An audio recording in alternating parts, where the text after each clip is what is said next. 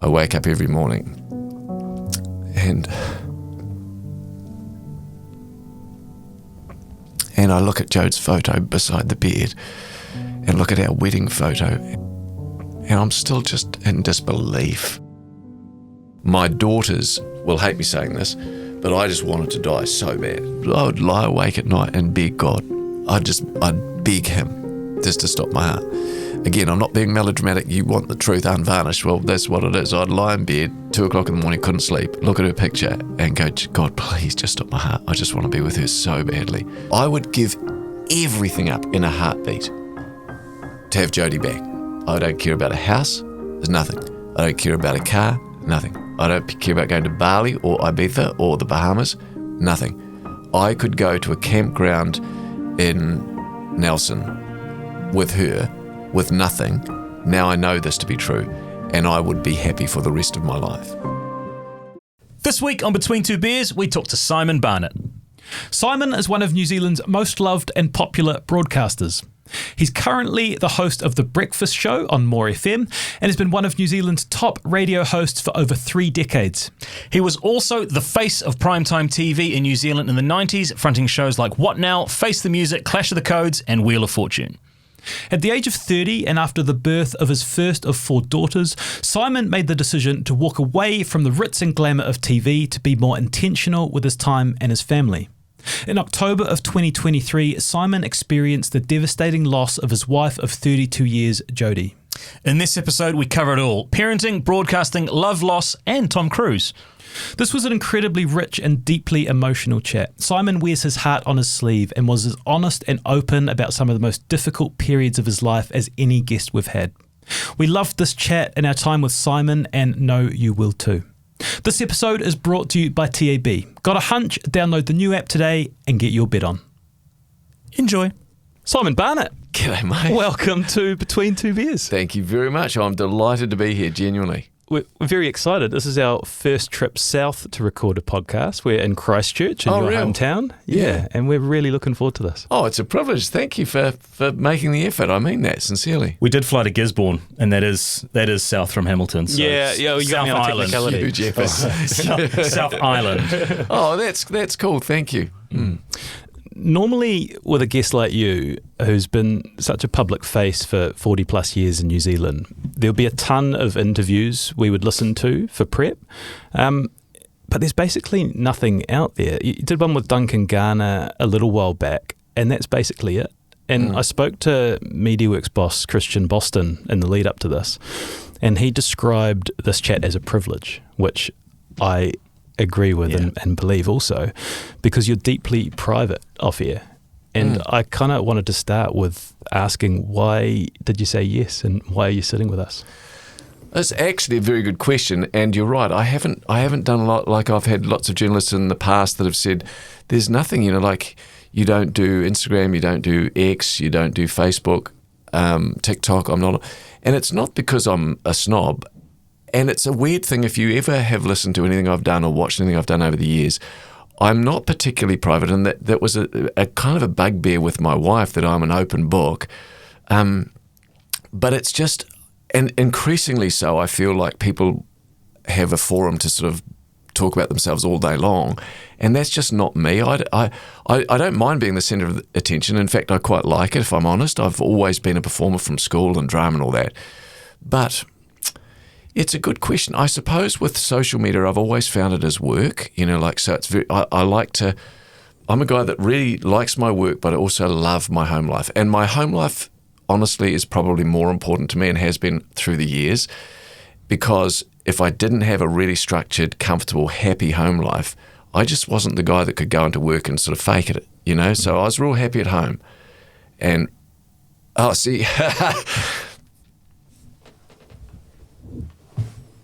this is why I don't talk, because you see, that was blown to pieces. Oh man, we've been on air for a minute. It was blown to pieces with my wife going, and like I've said before, in my family now, she was my absolute confidant, and I'll often just think about it, thinking, oh man, she was just my go-to. So I didn't really need a lot else, which sounds a bit wrong really, but I didn't need a whole lot of other people. If I had Jodi and the kids, I was the happiest man on the planet. I really was. Truly, truly was. So, yeah. So there's not a lot out there because also maybe it's imposter syndrome. I kind of don't want people going, oh, shut up, that guy, because I've often felt, do I really have a story? Do people really want to hear it? And what can I offer? And I don't mean that in a self-indulgent way. Oh, poor, woe was me, what can I offer? I just meant, well, why would you listen? I've had a couple of publishers that have said, would I write a book? But I just don't have any interest in that because, I don't know, I don't know why. It's just I feel like I'd have to do those signing sessions and nobody may turn up and I'm sitting at an empty table with 50,000 books. Anybody? So, so I've not really done it. I wanted to... There's a lot to cover in that. This is going to be such a good ep, I can tell, and I know. But I kind of wanted to give a bit of a frame at the start because it's been nearly 2 years since Jodi passed. And I wanted to ask how you are and what life looks like at the moment. And I want to talk more in depth in the second half. But how are you going? I'm okay. I'm okay, probably is the best way to describe it. I see at work now, because we have social media at work, and I see people say, oh, it's great to see he's moved on, or great to see him laughing again, which is all true. It is good, and it's very good for me mentally to be back at work. But I'm not sure I'll ever entirely move on, because I don't know if you can. I said or read recently, you just learn to walk with a limp, and I really think that's accurately reflects my life. I just sort of walk with a limp. So everything I do, I still find moments of joy, but it's always just with this anchor of reflection of, man, Jode would love this. Jode would just love... Now I'm having grandchildren. I've got 5 of them. And, we've been down snowboarding, and I love snowboarding, and I was on the mountain by myself, and it's just little things that people don't think about. You're about to get on the chairlift, and the person at the chair gate goes, are you a 4? Are you a 3? 2? And all morning I had to go, I'm a single. And I never wanted to be single. Even as a 14-year-old boy, I never wanted to be single. I don't know why I'm so fearful about being single. So then, of course, a lot of people say to me, do you think you'll get married again or meet somebody again? Because I'm definitely lonely. But it's not that I'm lonely for another person. I'm lonely for Jode. It's like I'm not desperate to have my bed filled with someone. I don't want my bed with Jodi in it. So so I'm okay in answer to your question. And again, I'm mindful. I know this is a podcast about me, but see, this is where I don't like talking about myself, because I feel like people will listen to this or watch this and go, gee, this guy's just... woe was me, and so into himself and that, because I'm not. You're asking me the questions, so... That's in your head, so no one is going to be thinking that, believe me. Yeah. I think the other interesting part to that is not people go through what you go through, what you specifically are going through. I think of my mum's situation, when my dad passed away, and they were married for 40 years. Yeah. I don't think she's ever moved on. That's 15 years down the track now. So there's lots of people out there that are walking this path in various degrees and levels that will benefit from hearing how somebody is dealing with it, because it's probably not something that a lot of people... I know my mum has never really spoken about it. She doesn't give any oxygen to that situation, but in terms of a frame of reference, she knows who you are, and she will hear how you are dealing or not dealing or working through it. So there's going to be a platform of people and a landing spot for that where this really resonates. Yeah. And there are people who have this to come in the future. And I think that's right. I read a book called The Familiar Stranger recently by a guy called Tyler Staton. He's a pastor, a young guy. He's only about, I guess he's 38, and he's got cancer. And he said something in the book which really resonated with me. He said, suffering is exceptionally common, but it's also entirely unique. And that really struck a chord with me, because through all this whole journey, I've never wanted people to just go, oh, that guy, other people have lost their wives, other people have lost their mums or dads or a sibling or whatever. And I wasn't saying that. I was asked to talk about my life. So I was saying I lost my wife way too young. And so that comment, suffering is entirely common but awfully unique, or words to that effect, is so true, because people do suffer, so that's the commonality. But the way we suffer, the way we grieve is entirely unique. So my suffering's different from yours. My suffering's different from a woman who I met who lost her son to murder. But it's all suffering, so there's elements that relate. But my grief, my suffering has been entirely unique, because I don't know how else to do it. Nobody else knew Jodi. So when I say to you, or you, that I have never met, never seen, never been in someone's company that had the heart of my wife. She was the most entirely selfless person I have ever met, probably will ever meet. So losing her was like losing a limb. And I don't say that with grandiose sentiment. I mean, it's a genuine thing for me. I feel like part of me's gone. And so I don't think you can ever get that back. But what has happened, and the counsellor said this to me, and it was really good, and I might have mentioned this to somebody else, but he said, when I first went to him, because I didn't want to go to a counsellor because I was a bit self-contained and I was that guy that, and also what could a counsellor do? They can't bring Jodi back. So I wasn't having all these other issues. I just missed my wife. And he said, where you are, he said, all you can see at the moment, he said, if you ball your fist up and put it on the edge of your nose, all you can see is that. That fist represents grief. But he said, what happens with time is this. And he drew his fist away and he said, notice the fist hasn't changed side. So even in 10 years, when that grief comes upon me, it'll be the same emotion, ghastly. But with the benefit and the passage of time, you just have the ability to see more than just the grief. And that's been true. So now I can see my grandkids and I see my children developing in these entirely independent, free-thinking, beautiful, vibrant women and their husbands. That's good for me. But I would have to be honest with you and say, even nearly 2 years down the track, I wake up every morning and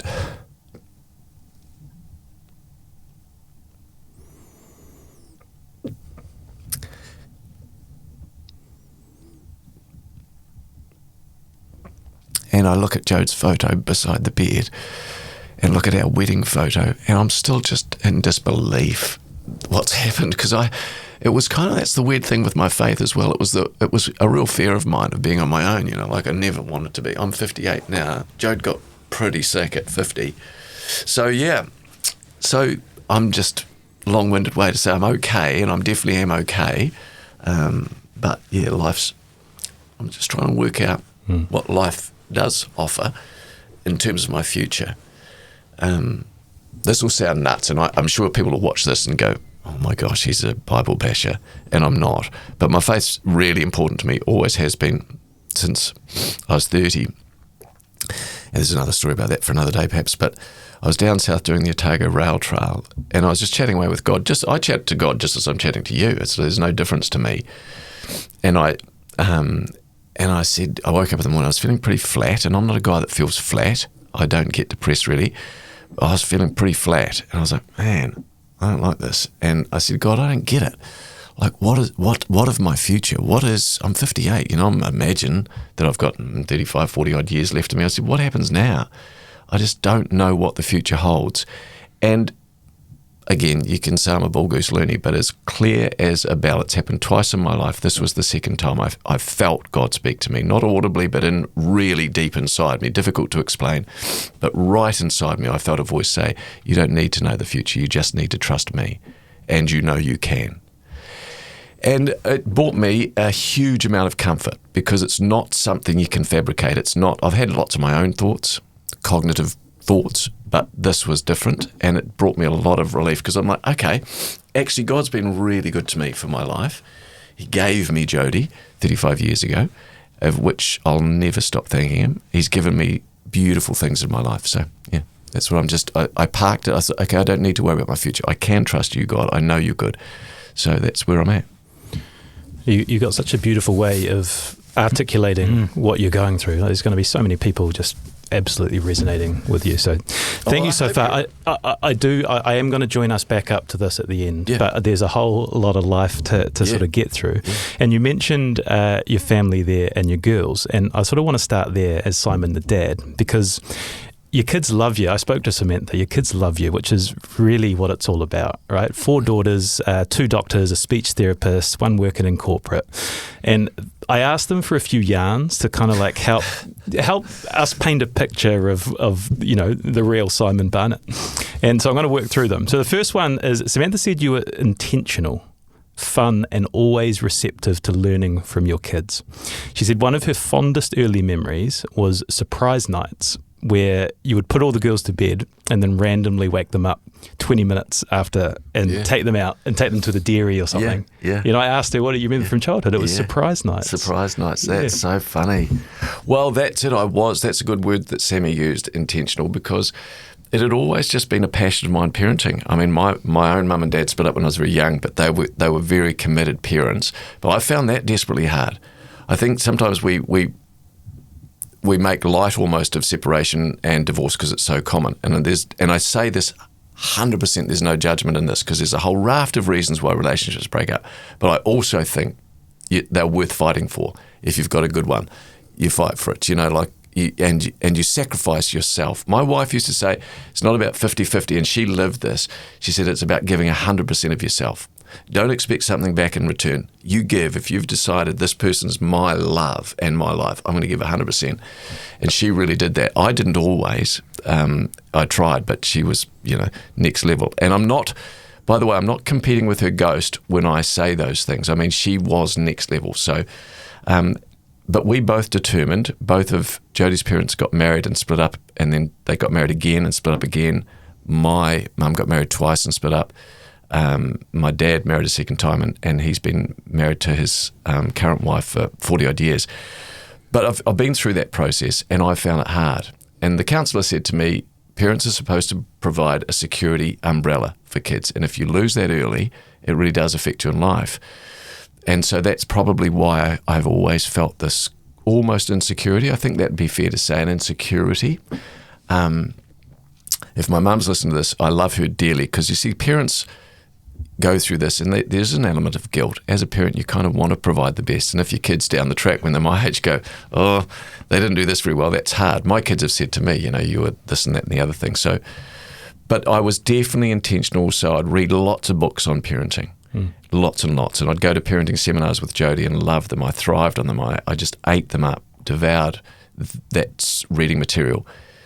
And I remember reading a book called Breakthrough Parenting by John Maxwell, and he said a fantastic line that has stayed with me to this day. He said, when it comes to parenting, in matters of taste, swim with the current. In matters of principle, stand like a rock. And I was like, that's such a great line. And so I really tried to live that. In matters of taste, so Sam comes home, or Sophie would have said, I want a tattoo. Well, knock yourself out. It's a tattoo. I don't really care, as long as it's not ugly. Get a tattoo. I want pink hair. Get pink hair. I want a ring through my nose. Get a ring through your nose. But in matters of, hey, I've met this guy, I want to have sex with him, that's a real principle thing for me. Like, well, let's think about this. Is he a kind guy? Is he going to be gentle? Is he going to be staying with you? Is he committed to you? Or are you a notch in his belt? So we would go through those things. And Ian Grant used to run these courses and with his wife, Mary Grant, and they were really good. They wrote a number of books. And he said, when your kids get to be teenagers, he said, sit around the table and ask them what-if questions. And again, I was like, okay, what does that mean? So we did that, and we sat with the kids and we said, okay, you're 14 years old, you go to a party, there's marijuana being passed around. What do you do? Yeah. And these were scenarios probably more advanced than they should have been for them, but it was to preempt. Were they self-referential? Genuine question from because we've all been 14. We've all been at parties. Definitely, and so I would use that. I didn't shy away from that stuff. I'd smoked marijuana a couple of times, but I was just a paranoid guy. For some reason, it affected me really badly. I remember doing Celebrity Treasure Island. Oh, perhaps I shouldn't tell the story. I'll tell another story. But it just made me very paranoid. Absolutely. Let's go back to that Celebrity Treasure Island one side. So there were supplies on the island. I was baked out of my mind the whole thing. So I devoured these cookies at the wrap party, and I was like, what's going on here, man? This doesn't feel like Steinlager. This is a different feeling. Yeah, so we would talk about that, and if you've been at a party, everybody's been drinking, and your only way home is with a guy that's had way too much to drink. Do you get in the car? So I would sow those seeds early, and they've proven to be very good. You have a friend at school that says they're miserable and they want to take their own life, but don't tell anybody. Do you tell me? Do you tell mum and dad? Do you go to the friends' parents? And I actually think they're quite helpful conversations to have at a young age. Not too young, it's got to be relatively age appropriate. But yeah, so I was intentional. Yeah, that's really good. One of the other themes that has come through loud and clear is how competitive you are. I think a few described you as the most competitive man in the world. I asked for an example, and Sam said that you had a rule that they couldn't get mobile phones until they were 14. And then you decided that once they could beat you in a game of tennis, they would get a phone. Oh, and then she said that I think she had you a match point or something, and she's accused you of cheating in order to not let that go through. And she's 100% right. I did, because I thought, oh my gosh, I'm going to lose this and she's going to get the cell phone. So I think I served her when she wasn't looking. Yeah, that's what she said. Did she say? Yeah. I win. Yeah, that's it. I just walked off, chucked my racket on the ground. Yeah. No, I don't know where that comes from. I am intensely competitive. That was a bad example. Late timing as well, particularly, I think a standout memory from the kids was an international trip that you were getting ready for. And don't worry, guys, we'll be fine. Oh, yeah. Don't worry, guys, heaps of time. We've got heaps of time. And then over the intercom, Barnett family. That is true. All other passengers have boarded the flight. You are the last to arrive. It was commonplace. Well, that's because I was traumatised. Jodi, she used to arrive for a domestic flight, want to get to the airport 2 hours early. And I'm like, that's nuts. I've turned into that person. Have you? Yeah. Oh, no. I basically wait till my name's called now, Shay, before I bother getting on. Yeah, no, I definitely am that guy when it comes to flying. In fact, recently I had to go to Korea, to interview Tom Cruise. He says rather flippantly, but all the time. Don't worry, it's down there. Don't worry, it's down there. We'll These get guys there. will be impressed. But I travelled with Lana, my co-host at Moore, and it was the same thing. She was just so stressed about getting everywhere on time because that's what she's used to, whereas I'm very laissez-faire about the flying thing. And we actually nearly missed that flight, so that was disappointing. Although against that, 10 minutes early for the recording. Yeah. You know, you arrived at 9:50. Yeah, we were expecting 10:30, but you turned in. It's priorities. I'm on camera here. Perhaps not the handiest of men. An example is you once cut a hole in your pool operation with a chainsaw, which led to a Did flood. this Sam again? Yeah.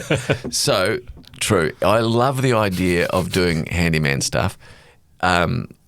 Years ago, there was Just get GJs to come in and do it. Hey, that's good thinking. So years ago, there was a hole in the wall, and I said to my wife, I said, I'm going to fix that. And she literally said, why don't we get a man in? No exaggeration. I'm like, what? She goes, well, I think we should get a man in. And I was just incensed.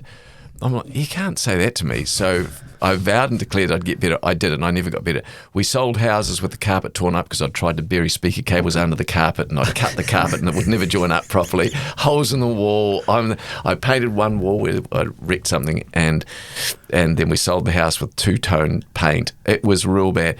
The pool one was a classic example because it was a big poplar tree by this pool we had.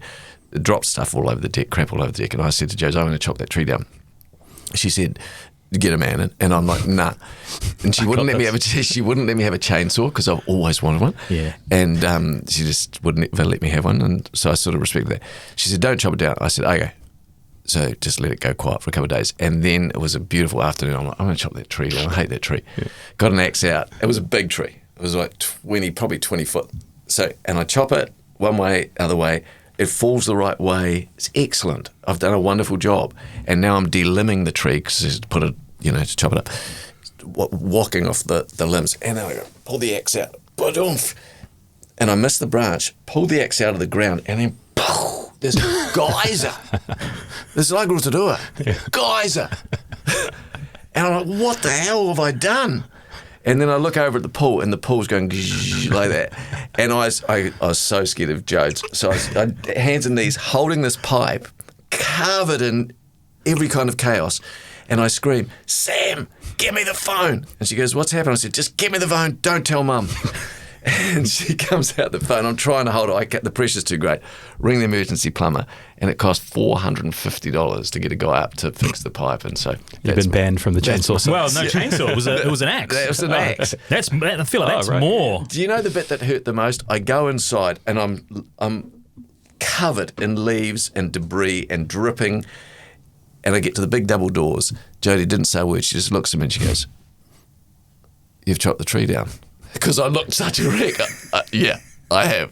It was just that she just knows me so well and knew me so well. So, yeah. All right. And the last one before we move on is the name Chiefy. Oh, yeah. Because Sam sort of told a few stories about Chiefy, and I was like, what's Chiefy? Who's Chiefy? Yeah, but I love it. Yeah, can you tell us where that came from? So that was actually an Ian Grant parenting course 100 years ago, and he said he calls himself Chiefy or the Chief, and you don't want to go down the cultural appropriation route, but I'm like, I love the idea of the Samoan chief and things like that.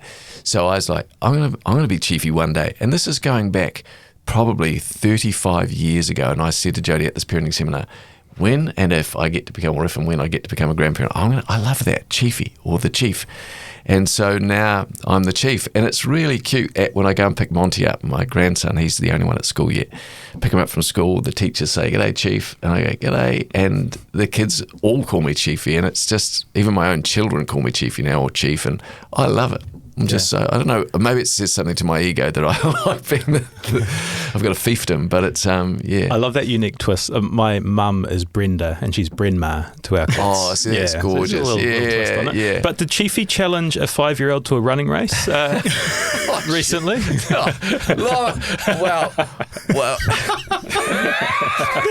The reaction is brilliant. I just know when I'm going to win something. I figured I could do that. Yeah, no, that's true. That's very true. Did Chief also forget his responsibilities? I mean, I know that because I've seen the social media clip, but there'll be people that haven't seen that and don't know what we're referencing. So you pick up Monty every Monday? Every Monday, because Sam's working mum.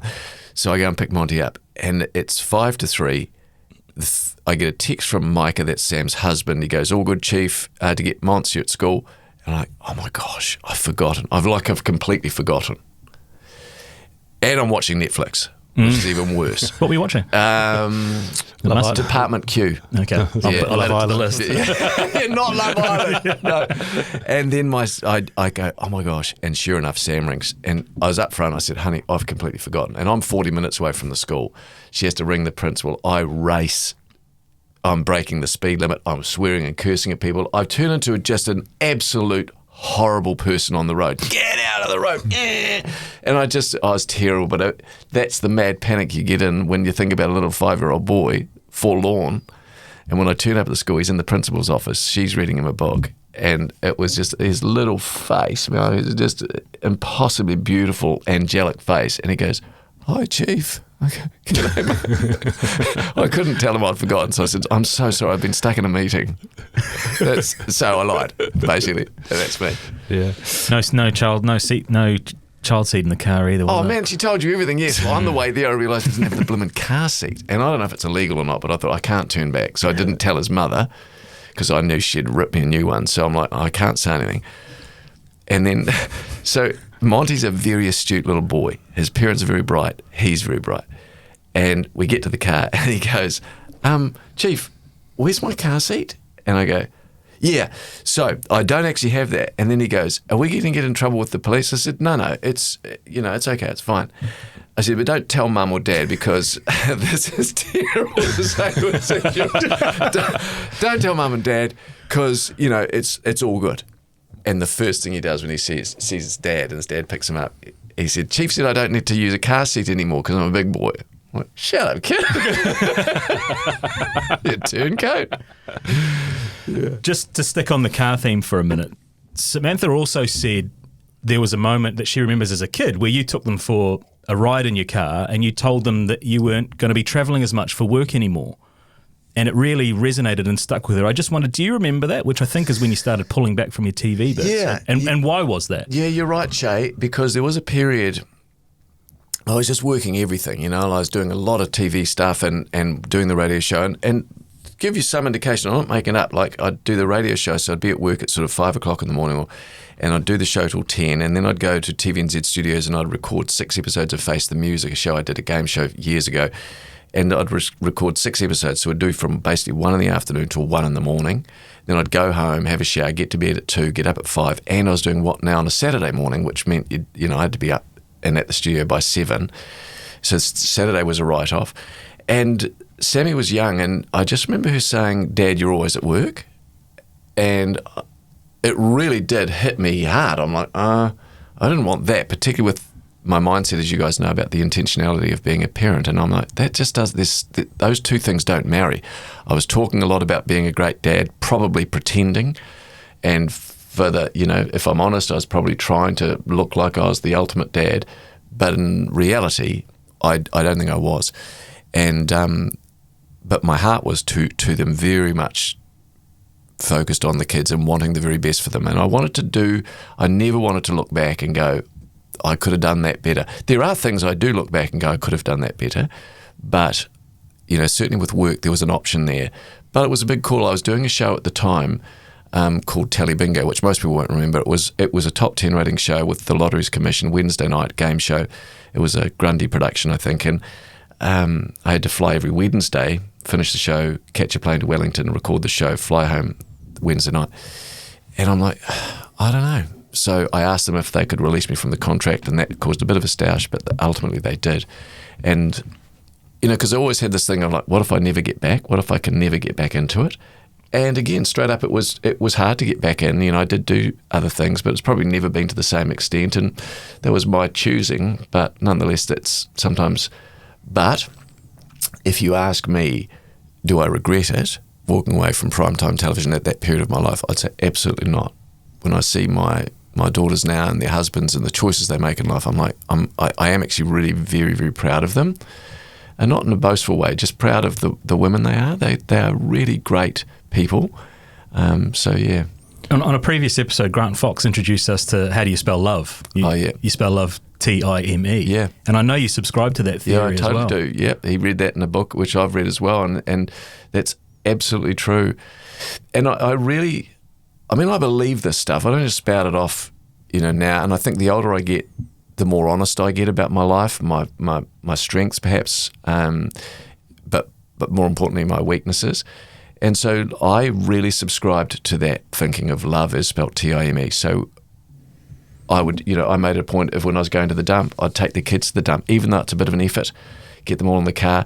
And they still remember that stuff, that just going to the dump. Everywhere I went, I'd try and take the kids with me, because it wasn't about providing them with this, king hit kind of razzmatazz time. It was just being with them, being in their company, being in their presence. And I think they would tell you that we were always, as a family, pretty tight. My role here, Si, is the path charter, and I'm going to try to link up the sort of the 40 years of broadcasting. So that's ambitious. Yeah. You were at school. Yeah.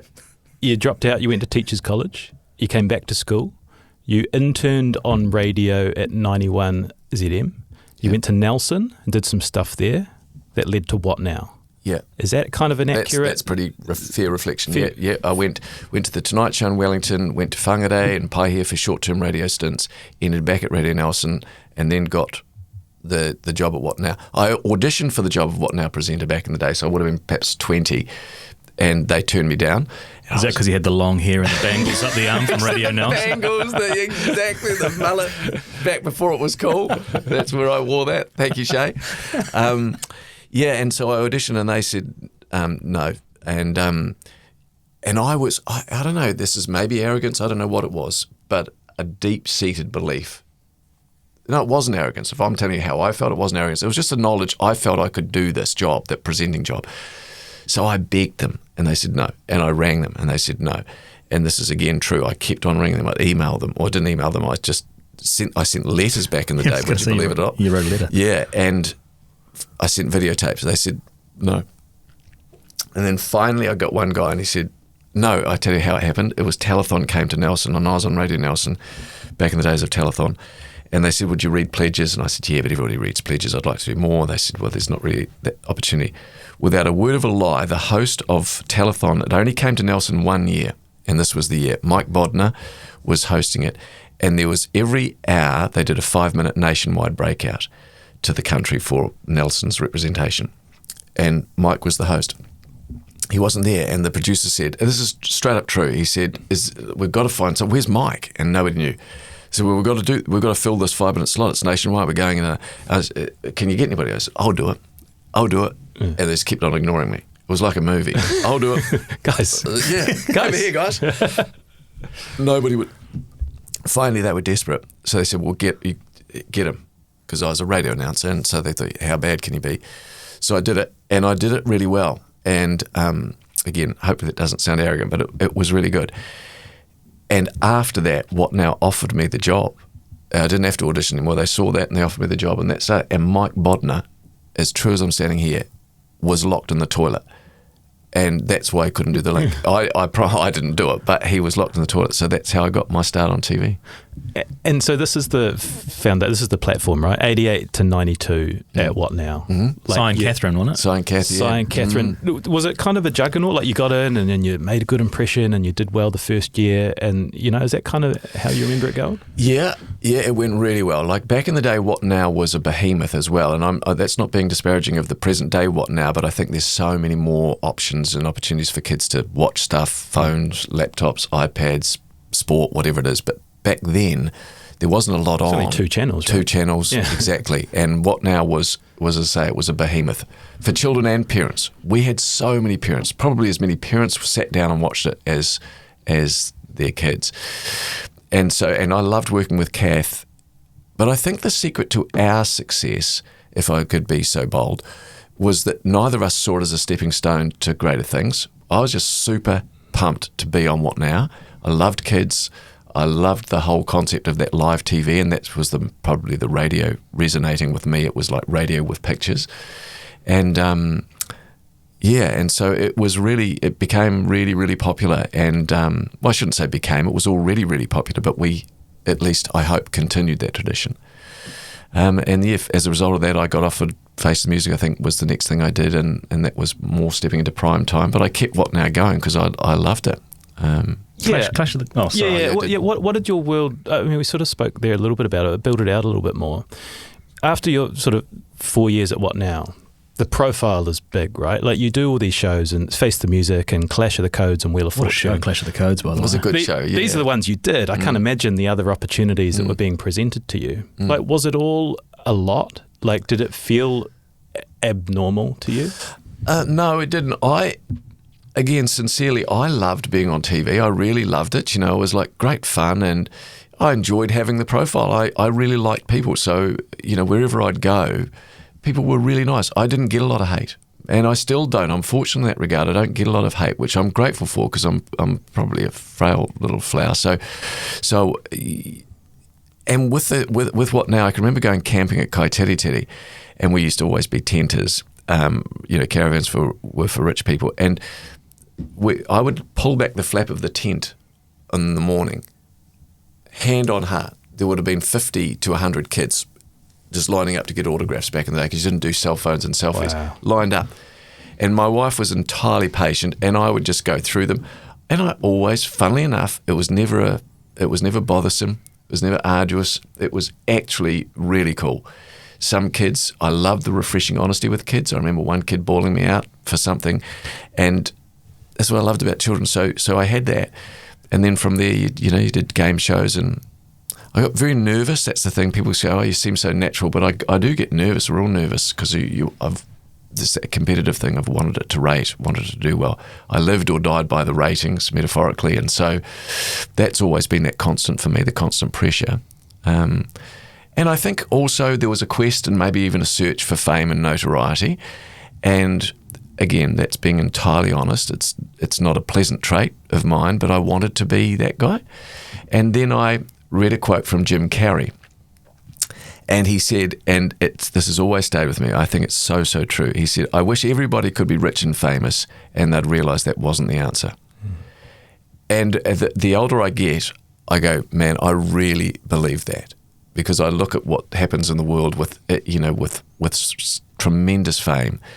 It's sometimes quite hard to manage because you do sacrifice a lot. It's just not a normal existence. And even now, if I go out, it's not like I'm Brad Pitt, but if you go out and people want to take photographs and that, it's still not a normal thing necessarily, but my level is really still cool. It's great fun. I can't imagine what it'd be like to be Tom Cruise or, Michael Jackson back in the day and stuff like that. It's such a validation of the right call. Like walking away from primetime TV at 30 to prioritise your family. You're like, oh, is that the right call? And now your 4 daughters and they all live close by you and you've got these amazing relationships. Like how could that possibly not be the right call, right? That's exactly how I feel. And that's why I don't have any regrets in regards to that, because my daughters and their husbands and kids, grandkids, all live, as you say, mate, they all live within probably 500 metres of each other. So they're always at my house. They take my toilet paper because apparently I buy fancy high-end toilet paper. You're in the four-ply. Exactly. Four-ply dimples. Exactly. And they get the real thin stuff, so I come home and all the paper's gone. I'm like, what? Monty's trotting off with a backpack full of toilet paper. Handy towel roll, everything. But it's really, really nice. We walk to each other's homes. Just stay in that 90s for just a second, but you've always been Christchurch-based. How big were the offers, or how lucrative were the offers to try and dislodge you to go to Auckland to perhaps open more doors? Yeah, well, that's something that was absolutely real for me. Like I made a conscious decision. I wanted to stay in Christchurch. It was my home, but I did have a number of offers to go to live in Auckland. I was going to do Auckland's More FM back in the day, and it was very lucrative, but I just couldn't. They didn't want to take my co-host at the time, and I'm like, well, we're great together. And I always recognise that. Actually, on my own, I'm exceedingly boring. I'm not the funniest guy in the room by a country mile. I'm not the quickest guy. I'm not the brightest guy. But I hope I'm a good anchor, and I'm a good conduit for ideas and frivolity rather than just me on my own. Like that just doesn't work for me. So I recognised he was a huge part of our success, and so I just wouldn't go because they wouldn't take him. And then I auditioned for a game show called The Price is Right in Australia. And I flew to Sydney, did the audition. I so wanted the job. With all my heart, I wanted the job. And then I got the job. And they said, you'll have to, obviously move to Sydney, and we want you to do some voice training so you don't sound so Kiwi. And that's the dream, right? To go to Sydney and then maybe further afield. I went to Paramount Pictures and met with a few people over there at Paramount Studios with a view to doing some stuff. And I don't know why I'm like this, because that would be the dream, right? And then I just go, but what effect does that have on my family? What does that effect does it have on my wife? Where does that leave my home base, my foundation, my roots? And so I said no ultimately. Again, I've never regretted it. Could have signed it was big money, but that's another thing I've learned. Money's sort of, it does afford you some opportunities, but it's certainly not worth sacrificing your life for, I don't reckon. So that's where I've been. I love how you said before that you hope it's shown as you're a good anchor. I think sort of 40 years as one of New Zealand's leading broadcasters would be the evidence of it. But underpinning all of this, when you stay in Christchurch, is radio, right? Like radio has been the constant. Yeah. Has it ever felt like work? Like does it feel like work when you go in and do radio? Yeah, it does. It does. I would describe breakfast radio particularly as just a daily grind. Now that sounds like you've really diminished the role, but I haven't. What I mean by that is and it's kind of like what you guys do. The only way you can do this and make it seem like just a chit chat with three guys hanging out is you've got like 6-7 pages of material there. You've interviewed or talked to a whole lot of people that know me well. So it doesn't just happen. But I would imagine a lot of people that listen and watch this podcast go, oh, those blokes, they're fantastic. Yeah, they just hang out with their mates. But it's actually, And so to do 4 hours of breakfast radio every day, that's the daily grind component because, I'm a very structured person and I work well with structure, and without structure, I don't work very well. So, let's just say 7 to 9 is our prime time. So 10 past 7, you've got to come up with the voice break. 20 past 7, 20 to 8, 10 to 8, 10 past 8, 20 past 8, 20 to 9, 10 to 9. There's 10 pieces of content there that for me, every day, every time I turn the microphone on, I want it to be good content. I don't want to be half-assed where people go, well, change, because it's just too easy now with presets to change. So I wrestle with that because we live in a sort of an ADHD world where everybody's just the immediacy. That's why I love what you guys do here. It's an hour and a half, couple of hours. People are probably bored witless by now, but it's a couple of hours. Most things now, if you haven't hooked somebody in within 15 or 30 seconds, that's how we roll. And I struggle with that in media and broadcasting now. That's why the Facebook thing with Reels, you've got to get them in that first 3 seconds. Otherwise they've gone. And I don't know. I think you miss out on a lot if that's how you live your life. So the daily grind thing, but with a massive payoff. And I'm not talking financially. There's a massive reward in doing what I do for me personally, in that I've had some extraordinary experiences. And I'm not talking about like win-a-wish kind of experiences. Meeting Tom Cruise, cool.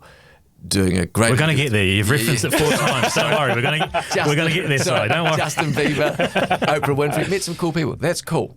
But I'm actually talking, and this is not to curry favour, I'm talking about going to the airport where a woman comes up to me and she said, my sister's dying of cancer. She was one of 4, and she said, our 3 sisters talk about your show every day because it's the only thing that brings us joy. Now, I don't say that as a say to carry favour. That actually really means something to me. Yep. That is an absolute privilege. Through the earthquakes, broadcasting when people's lives were completely upended, people lost their lives. And we had, I can vividly recall one morning, and a 12-year-old boy rang up. Sorry. And he was listening to the radio, and the power was out, and his parents went home. I don't know what's going on there. And he said, I'm just really scared. Those are the words that got me. He said, I'm just really scared. And he could have been my own son. And I was like, it's okay, mate. I said, we're here, and just had that chat. And I just remember it like it was yesterday. Like, what a powerful medium. That's a lovely thing to be part of for me. So again, very genuine. And I've never forgotten the fact that I get feedback in my role. So people regularly come up and say, I love that. I love what you do, or you make me laugh, or gee, what a great team. Most people in their daily lives, they don't get feedback. You guys get feedback on this, and it means a lot. You get somebody who says you love your podcast. They love your podcast. How great is that? My dad was a teacher for 40 years, and I don't know if anybody said to him, you're a great principal. Or, my mum worked in a doctor's surgery. There's a lot of people that do an awful lot of work and never get any recognition for it. So just to be acknowledged that you've made somebody's day.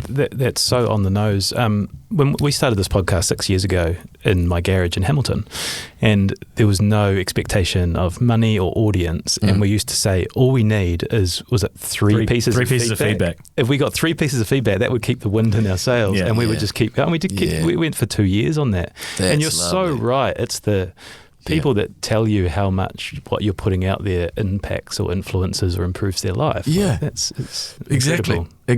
And I don't go seeking it because that would be stressful, but I just acknowledge that it's there, and it's a hugely rewarding part of what I do. So I'm immensely thankful for it. You've used the term genuine there, which came through. So everybody that we spoke to around you is, you are genuine. And it's a weird compliment to give somebody because it feels like it's backhanded in a way that the majority of people aren't. But that genuine nature and that relatability, I think, has been central to your success. But do you appreciate and understand that? It's a good question. I think I do because that's, again, my wife, my greatest cheerleader, she would often say that to me. She said, you have an ability to convey just ordinary things in a great way. And so that's... with the preparation for my show or our show, it's like my life is my prep. That's kind of in a way, and it's true. I leave that, and that's not a lazy thing. It's not because I'm ill prepared. It's just I've used those experiences because I am so ordinary. And Jodi used to say as well. She said we need to celebrate the extraordinary, ordinary things in life, and that's so true. In the ordinary, there's so much extraordinary. And that's what I've tried to get across. And I read a book, again, on parenting, and it talked about with your teenagers, one thing that young people are very intuitive to, perceptive about, is authenticity. And if they don't see it in their parents or they don't see it in their friends, they don't want to hang around. And so that's, again, something that stayed with me when I read it, because I thought, I want to be an authentic parent. I want to give them fake news. And so, like I would say, hey, we've got a rule in our family. I used to say that all the time. In our family, this is what we do.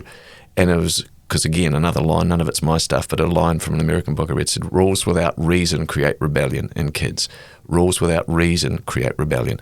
And that stuck with me as well, because if you give children a reason, you say, listen, I love you so much. You are everything to me. That's the reason I can't have you staying out after 11 o'clock, because I just don't think you're old enough to handle what happens out there because of da-da-da-da-da. So that's the reason I'm fearful that something may happen to you after that hour. And the kids will accept that. If you just say, you'll be home by 11 because I told you to, kids go, shut up. Yeah, so the authenticity thing is something that I've really tried to live and breathe, and I think I do by and large. I think I do. Which makes sense that a lot of your content is family-centric, that you bring on air. Yeah.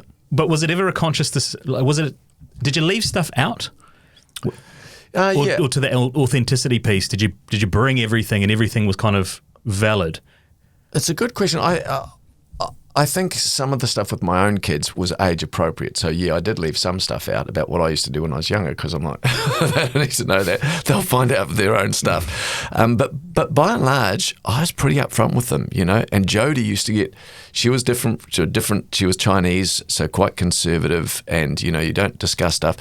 But I talked about stuff that Mum and Dad did when we met, and Jodi was just mortified. The kids lapped it up until now. Once they get to teenagers, I'm like, that's disgusting. But no, I didn't leave a lot of stuff out. Yeah. And then in terms of on mic, is it right that you were outside the maternity ward when Sam was born doing a live cross on radio? Yes, that's possibly when I took the role too far. Yeah, and that is the thing that Jode struggled with, because I sometimes didn't delineate very well between what was appropriate for the public consumption and what should have been kept private. I was just a blah guy. So, but hey, that's good content. That's good radio. I used to say to James, "We've got a nice house up." Just a slight detour here. We've got a segment brought to you by the legends at Maker's Mark. So they believe we're all a little unreasonable about the things we care about the most. So the question for you, Simon, have you got an example of a time when one of your unreasonable decisions paid off in the long run? Do I get to keep this? You do. That's coming home with you. I'm going to say I've got an answer for you, otherwise I haven't. Well, can I blow smoke up my own hoo-ha here? Please. So, after the earthquakes, devastation all round, it was a real tough time for a lot of people.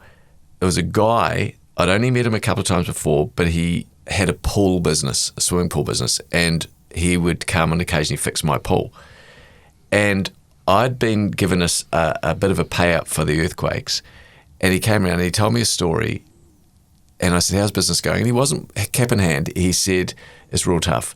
And I said, oh no. And he said, I think I'm going to fall over. And I didn't know this guy very well, and I was like, "Oh man!" I said, "How?" He said, "Yeah, I just can't pay these bills." And I said, "How much are they?" And he said, "It's $20,000. It's horrific. We just can't do it." And I was like, just in a crazy thought, I thought, well, I've just got this money in the bank here that I've been paid. I've got to build a house, but nonetheless, I said, "Oh, I'll give you the money." And he was like, "What?" And I said, "I'll give you the money." And I wasn't looking for anything, and nobody knows this story. I'm telling it now because I know I sound like a real blowhard, but it was an unreasonable decision. And I went inside, and my wife was like, "What? Well, we don't know this guy. You know, he could just be doing a runner." And then the accountant of the guy rang me, and he said, "Oh, that's an extraordinary thing. So we can pay it off X, da la la." I said, "No, it's fine. I'm happy to give it as a gift." And the accountant said, "I just can't believe that." And I said, "No, the money will be there this afternoon. Put the money in the account." And I never heard from the guy ever again. And now people hear that story and go, "Whoa, how is that a good idea?" To this day, if you've taken that money and you need that money, he needed it more than me. And so that was an unreasonable decision, but it actually makes me feel, every time I think about it, I'd always in my life rather err on the side of generosity than not, even if it doesn't pay off. I would rather be remembered as a guy, he's a generous soul. He was a good man. I'd much rather that than a payoff or payback. So, how is the pool though? It was wrecked. It was wrecked. Thanks, Simon. Bloody good answer. Thanks to our friends at Maker's Mark for that one. Speaking of good content, and this is a bit of an unexpected question, but have you ever met Tom Cruise, Simon? Funny you say that. Can you tell us the story? Can you take us back to the beginning of how the sort of Tom Cruise sort of storyline came about? Yeah, well, I mean, I don't want to malign anybody here, and many people know the story. Back in the day, I made it very clear I was a big fan of Tom Cruise. A radio station, The Edge, they'd heard about this. We worked for the same stable of radio stations and under the MediaWorks umbrella, I think. And The Edge gave me a call. They'd jacked up a fake Tom Cruise guy, a fake impersonator, and he was exceptional. And in fairness to The Edge and to JJ and that, they had done it so well. It was a brilliantly orchestrated stunt because they'd jacked it up with my producer. They'd fake emails back and forth from Paramount Pictures. And so we were hook, line and sinker. We jacked up the day. I'd sold it up on air. Guy comes on, he's like, hey, it's Tom Cruise. I'm like, oh my gosh. And I was a sycophant, man. I was like all over him. I was drooling because I was just like, oh, this is my kind of guy. Yeah, my guy. And he said, I saw you on Dancing with the Stars. You know, I saw some of the stuff. And I couldn't believe it. Tom Cruise watched me on Dancing with the Stars. So this, again, insecure. I was so embarrassed. It went for something like 12 and a half minutes. And and then they revealed the joke and they were laughing. Now, I don't know. This is where I've always, with my mind, I go, if you're going to do a stunt like that, take something away as the gag, and then the denouement is when you say, nah, just joking, I am Tom Cruise, and it's the real guy. Or, nah, just joking, you actually have won $1 million. But to do it the other way, where you give them something, and then at the end, the punchline is, it's not real, it kind of felt real flat. But because there'd been such a lot of publicity about it, it just blew up, man. It blew up to the point where I had to get out of town so that my phone was going off. Everybody wanted to talk to me about it in the media. And I just drove down south, and I just wanted to run from it, because I was actually, there's no beat up here. You know, you guys know I'm honest. And I'm not wanting to malign JJ, because it was a great radio stunt. But I was humiliated because I realised I was such a brown nose in this interview, and I was just fawning. So then to be told it wasn't real, I was like, oh my gosh, that's just humiliating. I've just, I'm a grown adult. But I also think where it fared so badly for The Edge was a lot of people also thought they were listening to Tom Cruise. So they were buzzed out because it's Tom Cruise on a little old radio station, little old part of the world, New Zealand. So it just went real bad, and there was pushback all over the place. So cut to however many years later, I rejoined More FM after being at ZB for 6 years. And the opportunity came to meet him. And so that's why the backstory was so good, because everybody wanted it for me. And again, I always felt immensely privileged, because the comments were in volume. Just like, oh man, this is full circle. This is so great. So happy for Simon. And I just really appreciated that. So got to do the interview with him. We were told we might not get it. It was a red carpet thing. We ended up getting probably 4.5 minutes.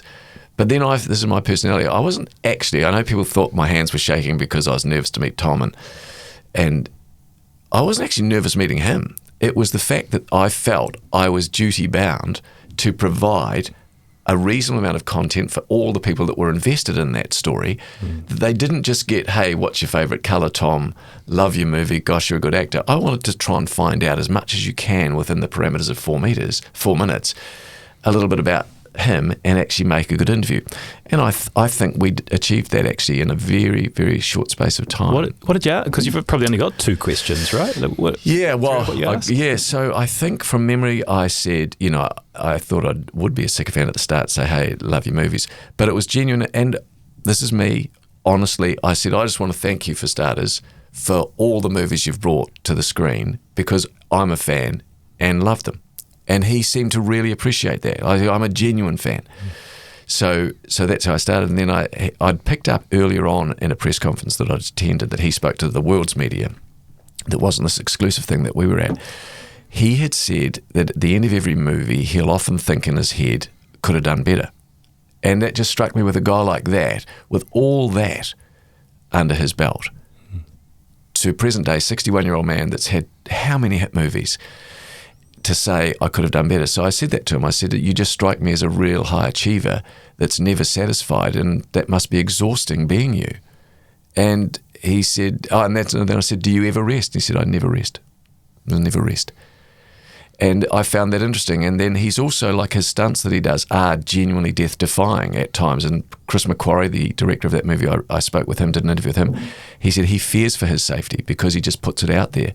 And so I said that to him. I said, how do you achieve that level of kind of, for want of a better term, being bulletproof, that he goes, he's had it since he was 12 years old. And I'd never heard this stuff in other interviews. He said, since I was 12 years old, he said, I climbed out of my window at home at 12 and just went looking around the streets in the middle of the night.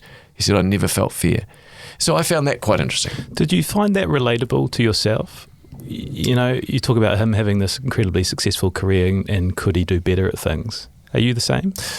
Well, I've never, obviously, ever seen myself at that level. But I think there are some parallels between, a very modest little New Zealand and his global fame. Within New Zealand, in that context, I can see some parallels that it's very hard for me to be satisfied. I don't like listening to myself, back on an air check. I don't like watching myself on the television. I never watched myself on Dancing with the Stars. I've never seen one dance. And people can't believe that. My mother's got every episode multi-copied. But I don't know why. It's not that I look at myself and loathe myself. I'm not that guy. It's done and hopefully it works, but I have no real interest in watching it back. I just go, I can do better than that. Do you have interest in talking about it? Yeah. Okay, I would love to get into Dancing with the Stars. I know, I do. I mean, I could be really honest in this podcast about Dancing with the Stars that people probably haven't heard. And yeah, I will, why not? So the first episode of that, I can remember the song. My dance partner, Vanessa Cole, was amazing. She's the sister of Brendan Cole, who's danced on the UK Strictly Come Dancing for years. The whole family, her brother was also on Dancing with the Stars. Amazing dancers, the whole family, just brilliant dancers. She was lovely. But I worked, man, because that first episode, I was humiliated. Like when I rang my wife at the end of the episode, I was the lowest. The judges voted me the lowest. It's terrible. Rang Jodi, again, unfailingly upbeat woman, unfailingly pleasant and kind and just encouraging of me. And she said, "That's brilliant. You couldn't be in a better place. You were terrible, but everybody wants you to do so well now." And in a funny kind of way, she was right, because people said to me, "Oh, that poor bloke," So that was good. But Jodi really, really struggled with the whole concept of Dancing with the Stars, because we were such a tight couple. And I never spent much time away from her, certainly nights away. I could count them on one hand. And so she just really struggled with that. I hope I'm not doing her a disservice talking about this, but I think it's important to note.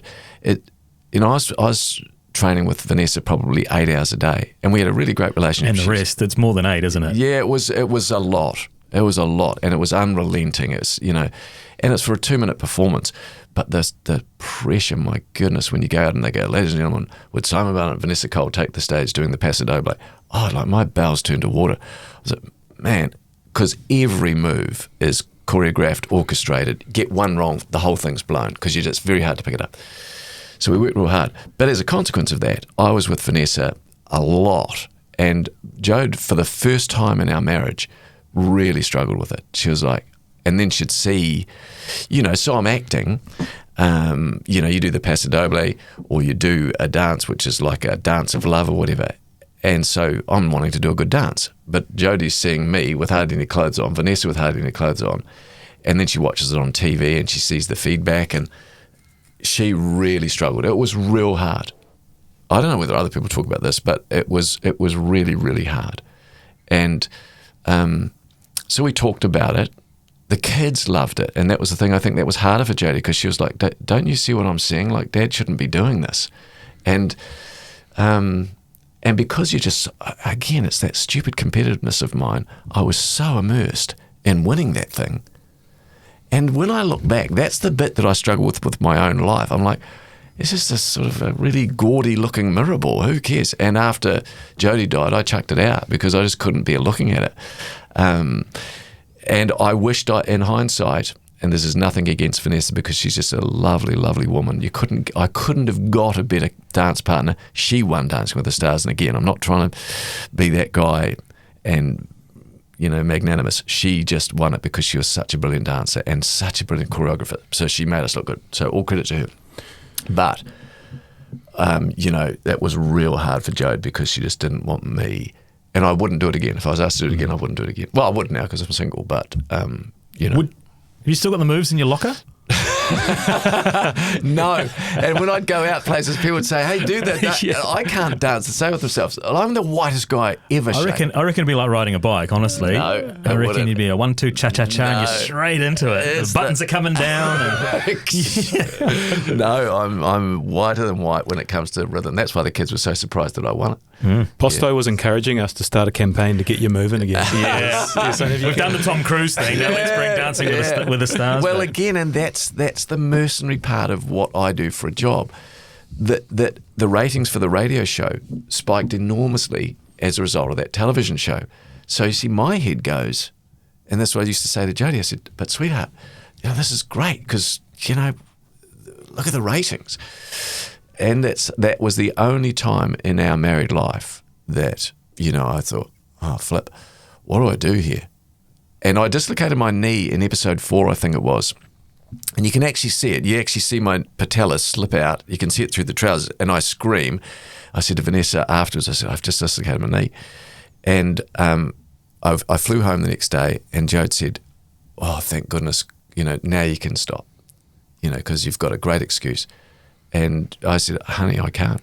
I just want to do it. So that's probably one regret among a few in my married life. I go, I shouldn't have done that to her because she wanted me to stop. So now there'll be people watching this or listening to this. There will be people who go, well, she's super insecure. But I don't know about that.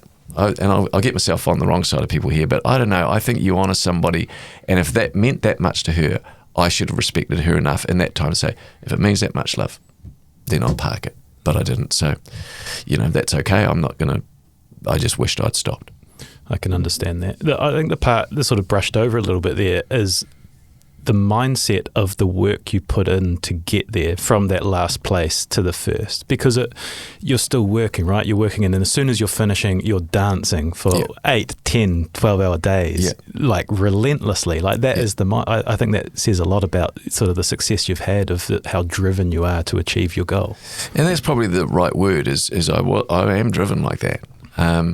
But that's the thing I always struggle with. That's the bit that I find hard to reconcile with my own personality, is being so driven. And I've really tried to get a handle on that as I've grown older, is just reconciling that. But then I don't know if you guys like golf. I just saw Oh, don't, Simon. Yeah, but I love golf. Don't. Same. Yeah. Oh, no. Same. We should play. We were going I'd love to have a round with you. We were going so well. So I love golf, and I don't know. I'll come back in 5 minutes. I find the aesthetics of golf just beautiful. You can be stressed out, even if your golf's crap, and just on a beautiful course, there's something about it. Sorry, Shay. No, carry on, please. The reason I raise it is Scotty Scheffler said in an interview yesterday, and it was a month ago now, the Open, but he said in an interview, he said he's struggling with the fact he's the world number 1 golfer. He's won X amount of majors already. Everybody wants him to win. He said, well, I win a big tournament, and you would think that would be it. But he said, golf's not my life. And so he's struggling with, well, why do I actually even do this? And his words were, which struck me, not to put myself on that level, but he said, I wonder even why do I do this? And why does it mean so much to me? And that's something that I still to this day, why does it mean so much to me? And it's hard. It's just hard balance, because part of it's ambition. And I read another book years ago, and it really spoke to my heart, and it was called From Success to Significance. And often what happens when you get to middle-aged is men particularly, but also women, have a decision to make around about 45. Do you want to carry on that trajectory for success, or do you want to go for something more significant? And so success and significance, and those things I've pondered and meditated a lot upon, because I'm like, okay, I think I'm actually wanting success, and maybe I should be going more for significance, which is the family thing, which is those deep-seated roots where, and so probably I think I'm more about significance now. What is really significant in one's life? What really does matter? And I think that Jodi's passing has enabled me for the first time in my life to really, really know what that is. But maybe more than anyone I think we've spoken to on this podcast, your actions have reinforced your beliefs. Yeah. That walking away from primetime TV to be with your family, like that is what you're saying. That's what you're talking about. Yeah, thanks for saying that, because that's actually probably true. I mean, I am hard on myself, and that's what Jodi used to say, just give yourself a break. Yeah. Because, and my kids say that to me now, they say, Dad,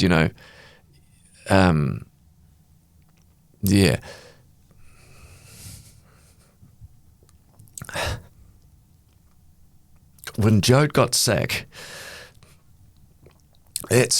cancer's just, it's absolutely unrelenting. It is like rust. It just never sleeps.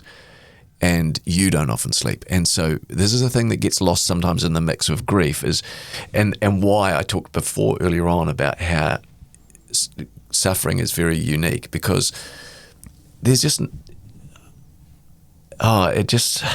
see, even as a caregiver, I really backed off work. I couldn't work for a bit, and MediaWorks were amazing to me. So was in fairness NZME, they were real good in terms of giving me time. But even now as a caregiver, when everything was going on, I'd second guess myself and I said, have I done enough? Did I care enough? And the kids, I'm almost like a needy child, which is embarrassing at 58. But I'd say, do you think I loved Mum enough? Do you think I...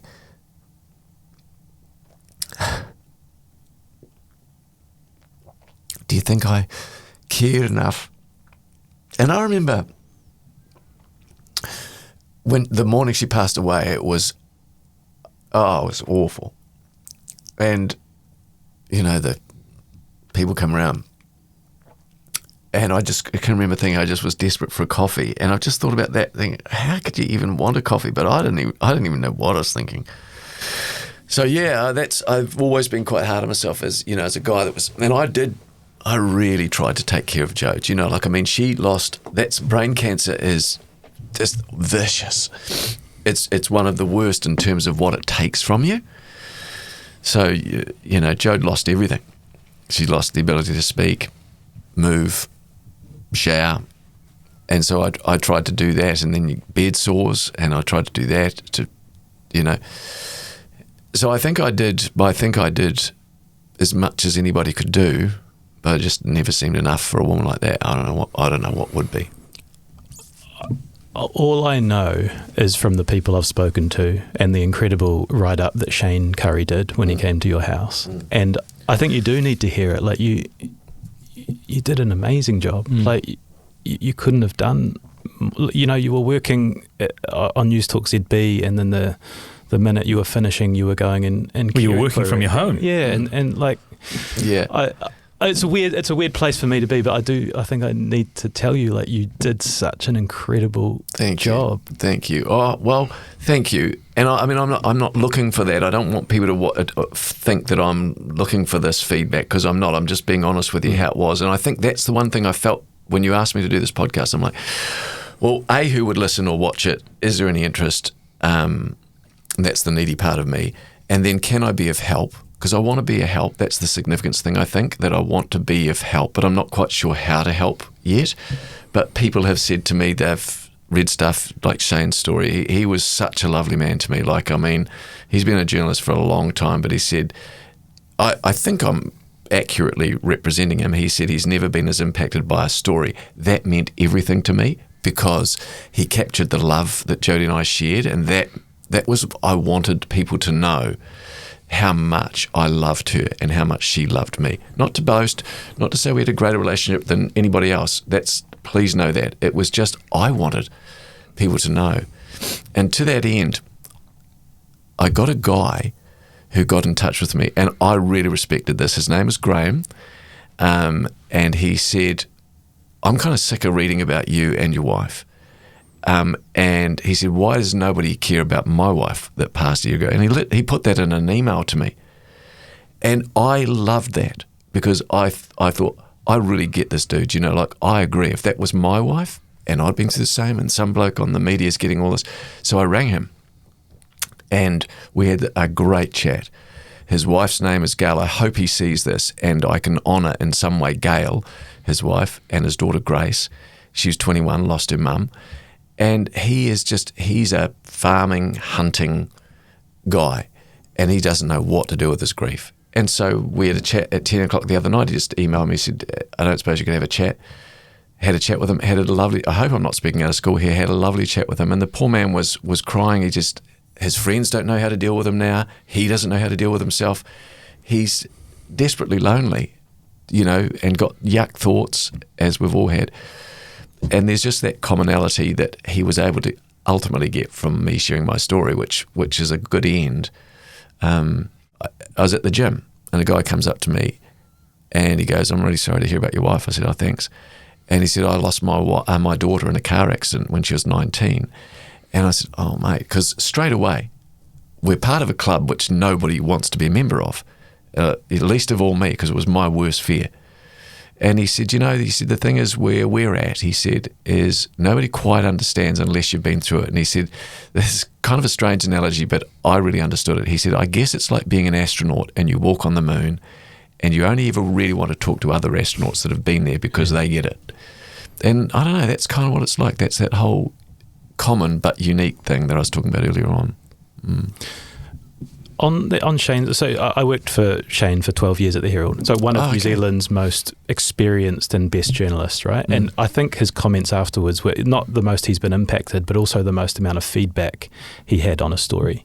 And I wondered what that maze of, I don't know what the word is, what that cloud looks like in the month after Jodi passes, because you must be getting so much people messaging you and wanting to stop by and wanting to support and not quite knowing what to do. Are you sort of just shutting everything out? Like, what does that look like for you? A month after she passed? In that 4 weeks, in that 8 weeks? There was a lot of feedback, but it's weird.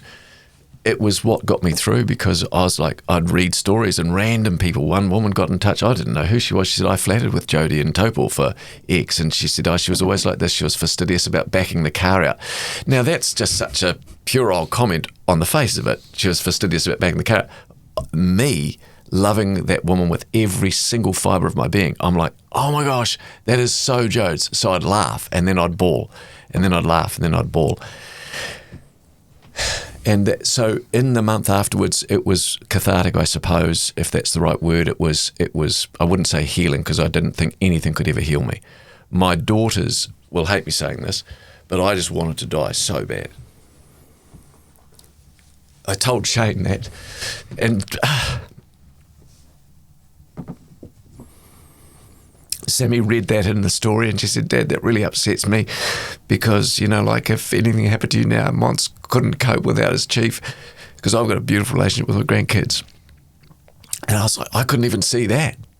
I just wanted out real bad, too gutless to do anything about it, but just wanted out. And I didn't want out. I just wanted to be with Jodi. And with my faith, I really believed that one day I will be.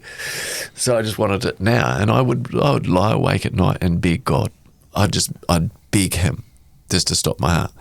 Again, I'm not being melodramatic. You want the truth unvarnished. Well, that's what it is. I'd lie in bed, 2 o'clock in the morning, couldn't sleep, look at her picture and go, God, please just stop my heart. I just want to be with her so badly. And I'll see my kids in time. Pretty selfish, actually, when I think about it. I'm not like that now. Although I regularly just think to myself, I just can't wait to be with her again. So is that because the fist is starting to get... Probably, yeah. But with that fist withdrawing, there's also an element of reconciliation and recognition that perhaps I'm never going to, be as happy as I once was. And that's quite a hard thing as well. I loved my life. I loved growing older. I loved it. When people say about their age, I'm like, no, I'm stoked. I'm the happiest I've ever been in my life. My work's settled, and whether I work or not, I've got Jodi, and that's the thing I struggle with now. I don't have that. So have I? Maybe I find happiness again. I don't know. Happiness with, I don't know. I don't want. That's where I'm torn. My kids don't want me to meet anybody ever again, and they've made that very clear. And I sort of say, well, I don't know what's around the corner. Maybe I will. Maybe I won't.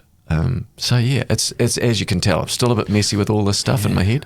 I can imagine. One of the lines in that incredible Shane Coe write-up, I think towards the end, is you just want to. You're not sure if you will laugh again. Yeah. And this was the days surrounding when she was before she passed. Have you? Yes, that's a great question. I'm delighted to tell you I have. I have and I do, and it's a genuine laugh. It's a real genuine laugh, and it's definitely. And I remember saying to a friend of mine who lost his wife as well, and I said, do you ever laugh again? Because I was really worried about it. I was like, do you ever laugh again? It just seemed... And he said, you do, but it definitely takes time. And everybody's different, So, again, I mentioned to you about reading. I read a heap of books, and one was a great book by C.S. Lewis called A Grief Observed. And he lost his wife. He married late, 55, to Joy, and then she passed away with cancer very soon after they got married, within a couple of years, I think. And he was absolutely, completely, wholeheartedly committed in every way, shape and form to this woman. She died. And he just says in the book, He woke up in the morning, he went to shave, and he said, I looked at myself in the mirror and he thought, what profit a man with a smooth face? And yet, what's the point of a smooth face? And it's just something at that moment I thought, that's it for me. Like, what's the point in anything? Like, why would I bother shaving? Why would I bother getting a haircut? It's just nothing. You kind of do go to rack and ruin, and you must look dreadful. Everybody told me that. Oh, you look dreadful. You need to eat something. I'm like, oh, will you shut up? I can't. I was curious about that aftercare element to it, because this massive part of your life is now no longer there. And are you left to fend for yourself, or do you have that support network gather around and bring lasagna and like all those like mundane things that people take for granted? And then when you're in a loss, all of a sudden it's like, oh, shit, how do I do anything? 100%. Well, yeah, you're right. But thankfully, that's where the church friends, and it's not exclusive to the church, a lot of non-church friends of mine, make meals and help me out. But again, my personality is weird, even within my own family. My sisters, who are beautiful people, loved Jodi desperately. They would knock at the door and I'd say, I didn't know you were coming, I'm just not up to seeing you. And they really struggled with that. My own mother and father, who I'm very close to, they really struggled. I was very isolationist, and that was my way of coping. I didn't even want to see my own kids for a bit. I don't know why I'm like I am. I can't explain that. But there's a verse in the Bible that says we don't grieve as the world grieves because we know what awaits. I have that. I have that. I have that, a genuine faith that I believe I will be with Jodi again.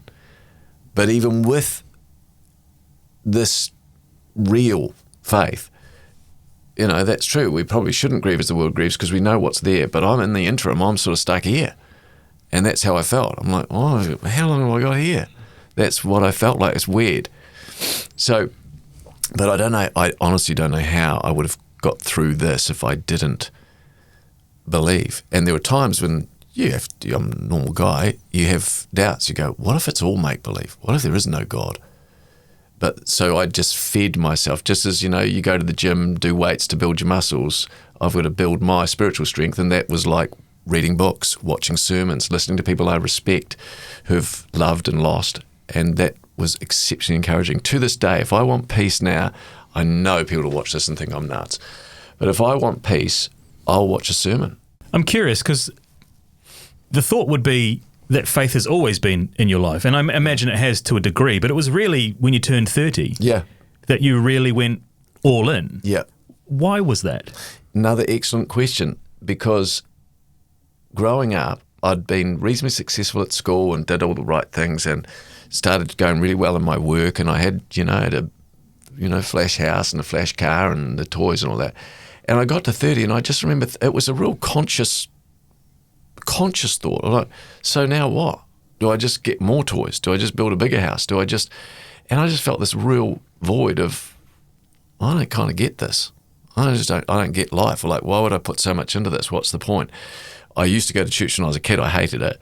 And so I just sort of thought, well, maybe that's the answer. And it genuinely was the answer for both Jodi and I. And thankfully, we came to faith at the same time. She'd thought about it earlier than I had, but had never discussed it with me because she thought it might burn me off. And I'd just done that stuff. I'd gone out and got boozed and got drunk and, and done all that. And I still enjoyed a drink. But, I just felt this emptiness. And then I was down south at my dad's house. He had a Bible in the cupboard, and I started reading it. I thought, this sort of makes a bit of sense to me about finding that sense of peace. And so within the parameters of my job, I've really managed to do that. But there are aspects of faith that are very challenging and very difficult. There really are. There's a Psalm 91. It's a beautiful psalm, and it's called the Prayer of Protection. And it says, whomever dwells in the secret place of the Most High will find rest in the shadow of the Almighty. We will find refuge in the cover of his wings. And it goes on. When you call upon me, I will answer. I will be with you in times of trouble. I will rescue you and honor you and satisfy you with long life and show you my salvation. I'm like, that's lovely. That's lovely. So I prayed that over Jodi for every day for 6 years. And she died. I used to say, God, come on. You say, your word says you will rescue us and honor us and satisfy with long life. Jodi's young. And so that's the unknown, that's you either get the miracle or you get the mystery. And I got the mystery. And so I live with that. I struggle with that. My sense of faith never wavered, faith in God, but my sense of his protection has definitely wavered. So now I get a little bit fearful about, could anything happen to my children? Could anything happen to my grandchildren? And that sort of, I have to really battle with my head on that. The mind's very powerful, so I just have to, rein that in and go back to scriptures and stuff, and helps me. That is a wrestle. Without putting words in your mouth, I would imagine some of that light and that laughter that you've seen recently is from the move back to more FM. Yeah.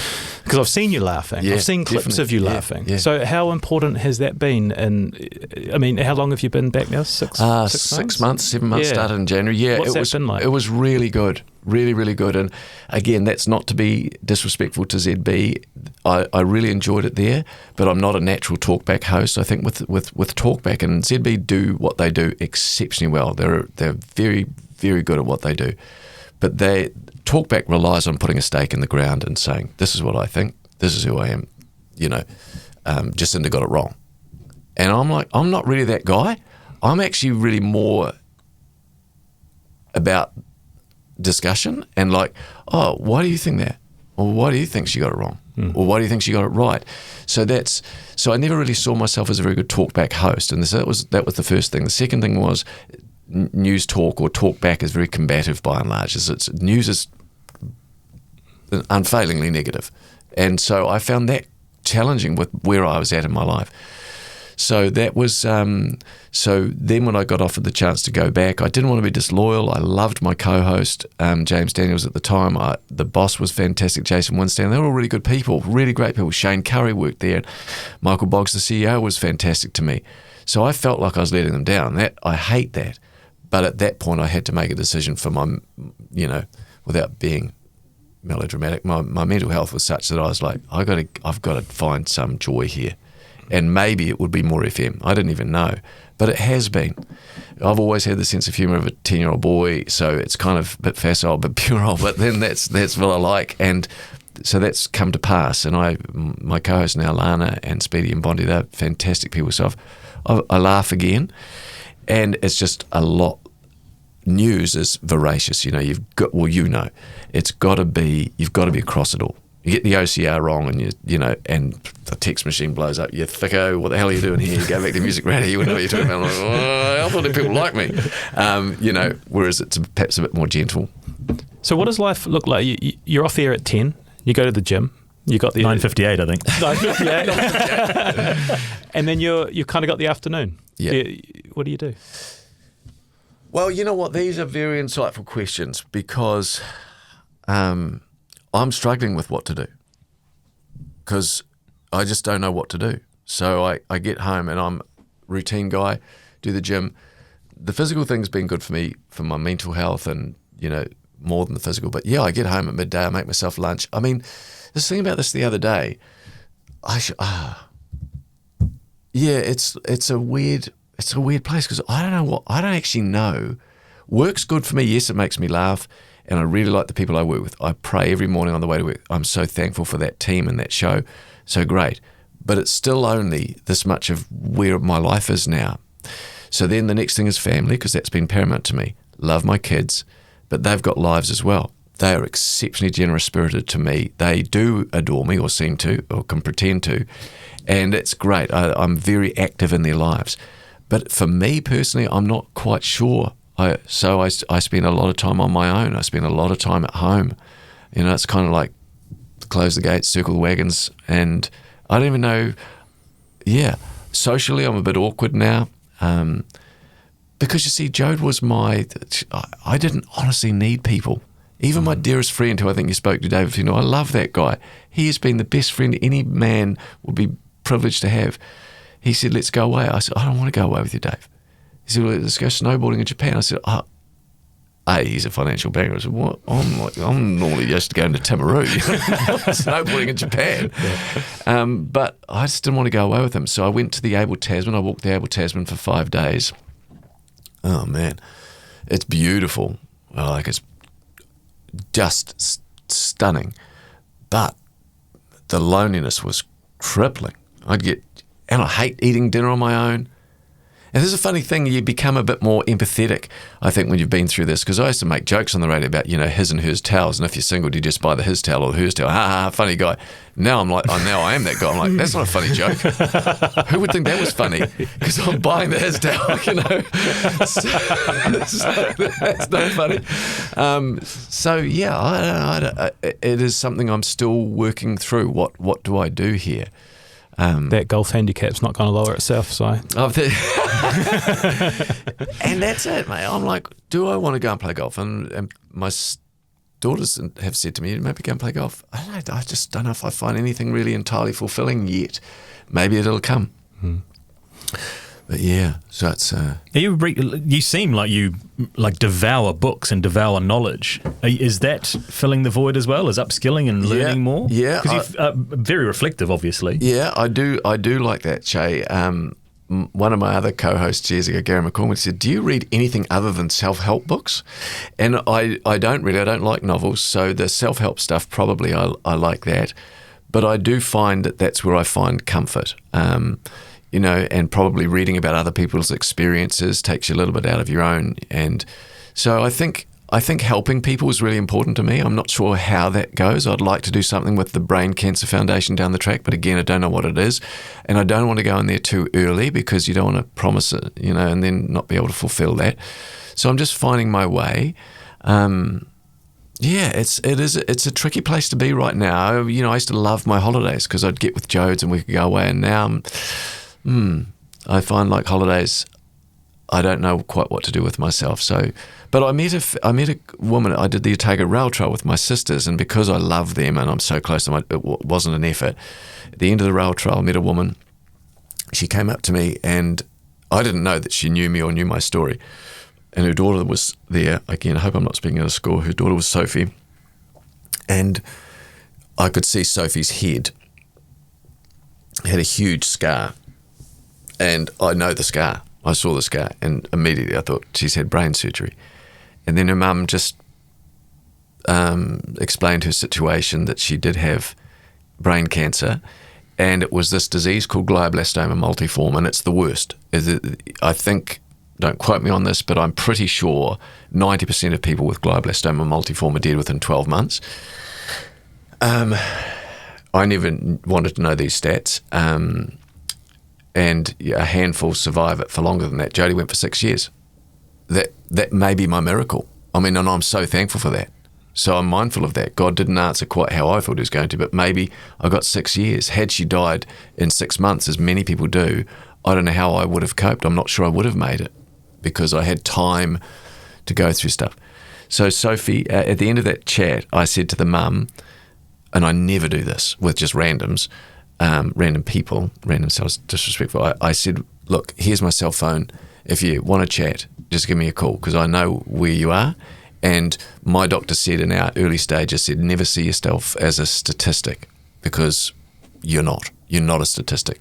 Everybody's their own person.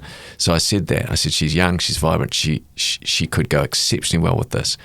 And I think that was encouraging. So I've spoken with the mum and then the dad. He's a pilot. He rang me and we've had chats. I've chatted with the daughter, Sophie. And again, it's that commonality. I liked that. As I biked away, I'm like, that's not who I normally am, just to complete anonymous people give my phone number out to. But I biked away going, that was really good. I think I made a difference there. I don't know why I'm like that. I just want to make a difference for good and not frippery and frivolous stuff, like a real difference. So I don't know what that means and where I'll be. We're getting to the home straight, so I want to just give a little bit of space to talk about your daughters, because I wondered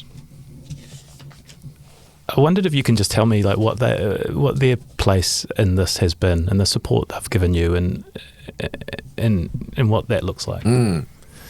So Samantha, as I think you mentioned, she's a young doctor. She's 30, married to Micah, two little kids, Monty and Ella. Sophie is married to Cody, the Tiawa family. He's a beautiful guy, and they've got 3 little ones, Mila, Maya, and Zebediah.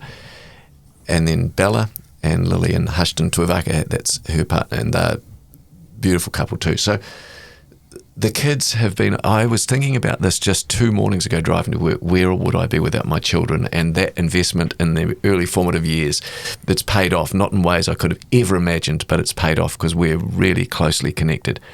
But I remember saying after Jodi got really sick and then eventually passed to heaven, I said to the kids that we've got to be really careful, because I knew enough people to know that with real trauma and grief, often families can be divided and divisive, and just through grief.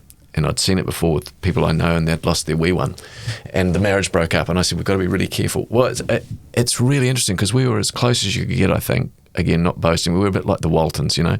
It was. And just with the way they've all handled their grief, I've seen little fractures, and I'm like, oh, you know. And so I just always, I suppose, I hope I'm an anchor in the family. I go, let's talk this. I'm big on community. Let's have a family get together, and we just talk about it. It's affected everything. The tentacles of death are everywhere, and they grip tight at times. Thankfully, hopefully, when one's up, the other might be a bit down. So there's that sort of equilibrium. But they are beautiful girls. 2 are doctors. One, as you say, Sophie was a speech and language pathologist, and these are the things that are very difficult, because as a speech and language pathologist, Jodi presented like a person that had had a stroke or a dyspraxia because she couldn't talk. So Soph would, and it's actually beautiful, even though it's gross, it's beautiful watching Sophie try to enunciate words with her mum. But then I'm mindful this is a daughter and her mother. And mum was just, if you asked all the kids who do they love most, mum or dad, they'd say mum. No question. She was that good. And the kids used to always say, mum just gets it. And we talk about that so regularly now. So they have struggled, man. Our youngest, see, these are the things that are difficult to reconcile. Like after the earthquakes, Lily was really devastated, had PTSD diagnosed, and started cutting herself. And I was like, as a dad, control freak, I'm like, what? Well, don't do that. Good advice. What are you doing that for? And she was just the pain and the fear of losing mum or dad manifested as that. Mm-hmm. Like the ones weird. And I'm like, Jodi was so good with that, because she was a pharmacist, exceptionally bright, fiercely intelligent woman, like compared to me. She was, that's where the kids get their science backgrounds from. And she was just so good at managing that and nurturing that pain. And, whereas I was just freaked out. I'm like, my daughter cutting herself? Yeah. What? Don't do that. Like, I couldn't bear if anything happened to you. So she was so good. And then people are probably bored with all this. Am I spewing? No. You're only talking to us, and we're both here. Yeah. So we go to Queenstown, we have family holiday Easter, and Lily, on the way home, says, Mum and Dad, she said, do you know something? This is about 4 years after the earthquakes. She goes, I'm actually just feeling good about life. It was something to that effect, almost verbatim. I'm coping, I'm getting through this. And I was like so stoked. The night after that, Jodi has this almighty seizure in the bed, and Lily and I are the only ones home. I scream, like blood-curdling, heart-wrenching scream, ring 111, because I could see this was bad. And Lily's the only one home, and she comes in and sees her mum contorted and foaming, and me beside myself. And that's just said about this chain of stuff, which was horrific, and that's the hard thing. I go, gosh, so the kids have really struggled losing their mum, because mums are just so beautiful. And it's, again, lots of people watching this have lost their parents probably, but I don't know, it's affected my kids really deeply. And we talk about it so much because they just miss her, just miss that maternal thing, which I can't quite give. I try very hard to do both, but there is the difference between the maternal and the paternal. And I try to do the maternal, but it's not the same, picking out a semi-formal dress, or, when you've got a boyfriend and he does something, you go, was Dad like this? Or that stuff. Yeah. It's just weird, little things. I'm interested in that point, because raising 4 daughters, does that change your perception of masculinity and how you portray that in a public context? Yeah, so 2 of my daughters are fairly strident, kind of odd, almost, feministy kind of, with that angle on life, and 2 are quite liberal. two are quite conservative. So we have pretty robust chats. The girls teach me a hell of a lot and have taught me and continue to teach me a lot about all sorts of stuff, particularly with two in the health system, about, unconscious bias and all those things I was just oblivious to. And so that's been really helpful. And yeah, I think they've just taught me more than I could ever have imagined with just life in general. Even racism, believe it or not, because I'm 58, right? So I was telling a story the other day, and I said, we're driving down the road, and there was this Indian guy, and Bella stopped me. She goes, well, why'd you say that? Yeah. I go, what do you mean? She goes, well, why'd you say this Indian guy was right? I said, well, he was an Indian guy. She goes, well, how... This is the lovely thing, because they're bright, eh? They leave me for dead. She goes, well, how does that add to the story? Yeah. You wouldn't say you were driving down the car, and there was a white guy driving the car. I go, well, because he was. And then the more I try to defend it, the more I go, actually, she's got a real good point there. And it's just that stuff. I love the cut and thrust now as they become these really good, bright, intelligent women. So yeah, they definitely make me think.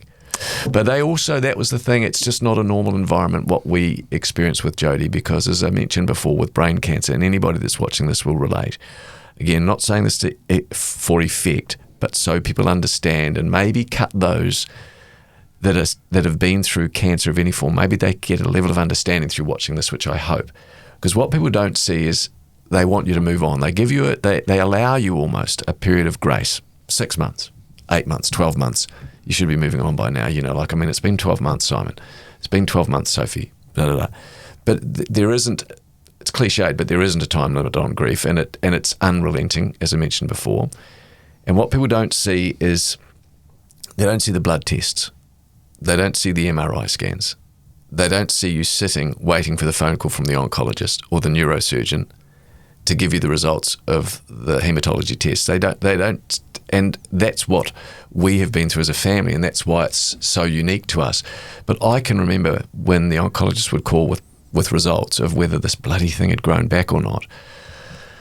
I just couldn't eat. I couldn't think. I was gutless. I said to my two daughters, the doctors, I was like, girls, I'm so thankful for you, because they would go on and I just didn't want to hear, but I so wanted to hear. So I was like, do they sound happy voices? Are they sad voices? What are those voices? My wife, how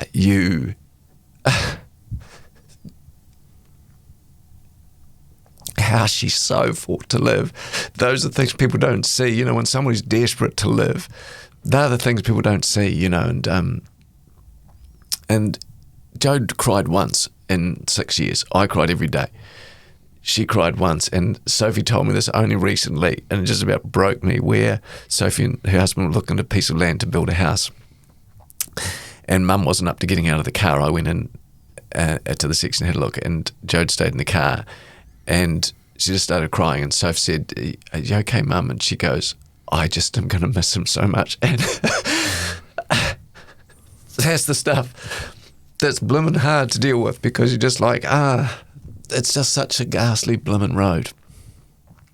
And yeah, I don't know. And she was so stunning, like physically such a stunning woman, that when you see them robbed of everything, that's just jolly difficult to take.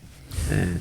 Does it help you talking and breathing? Probably these people won't help anybody else. And breathing, I don't want to say life back into Jodi, but like honouring her in this way. Does that bring you comfort?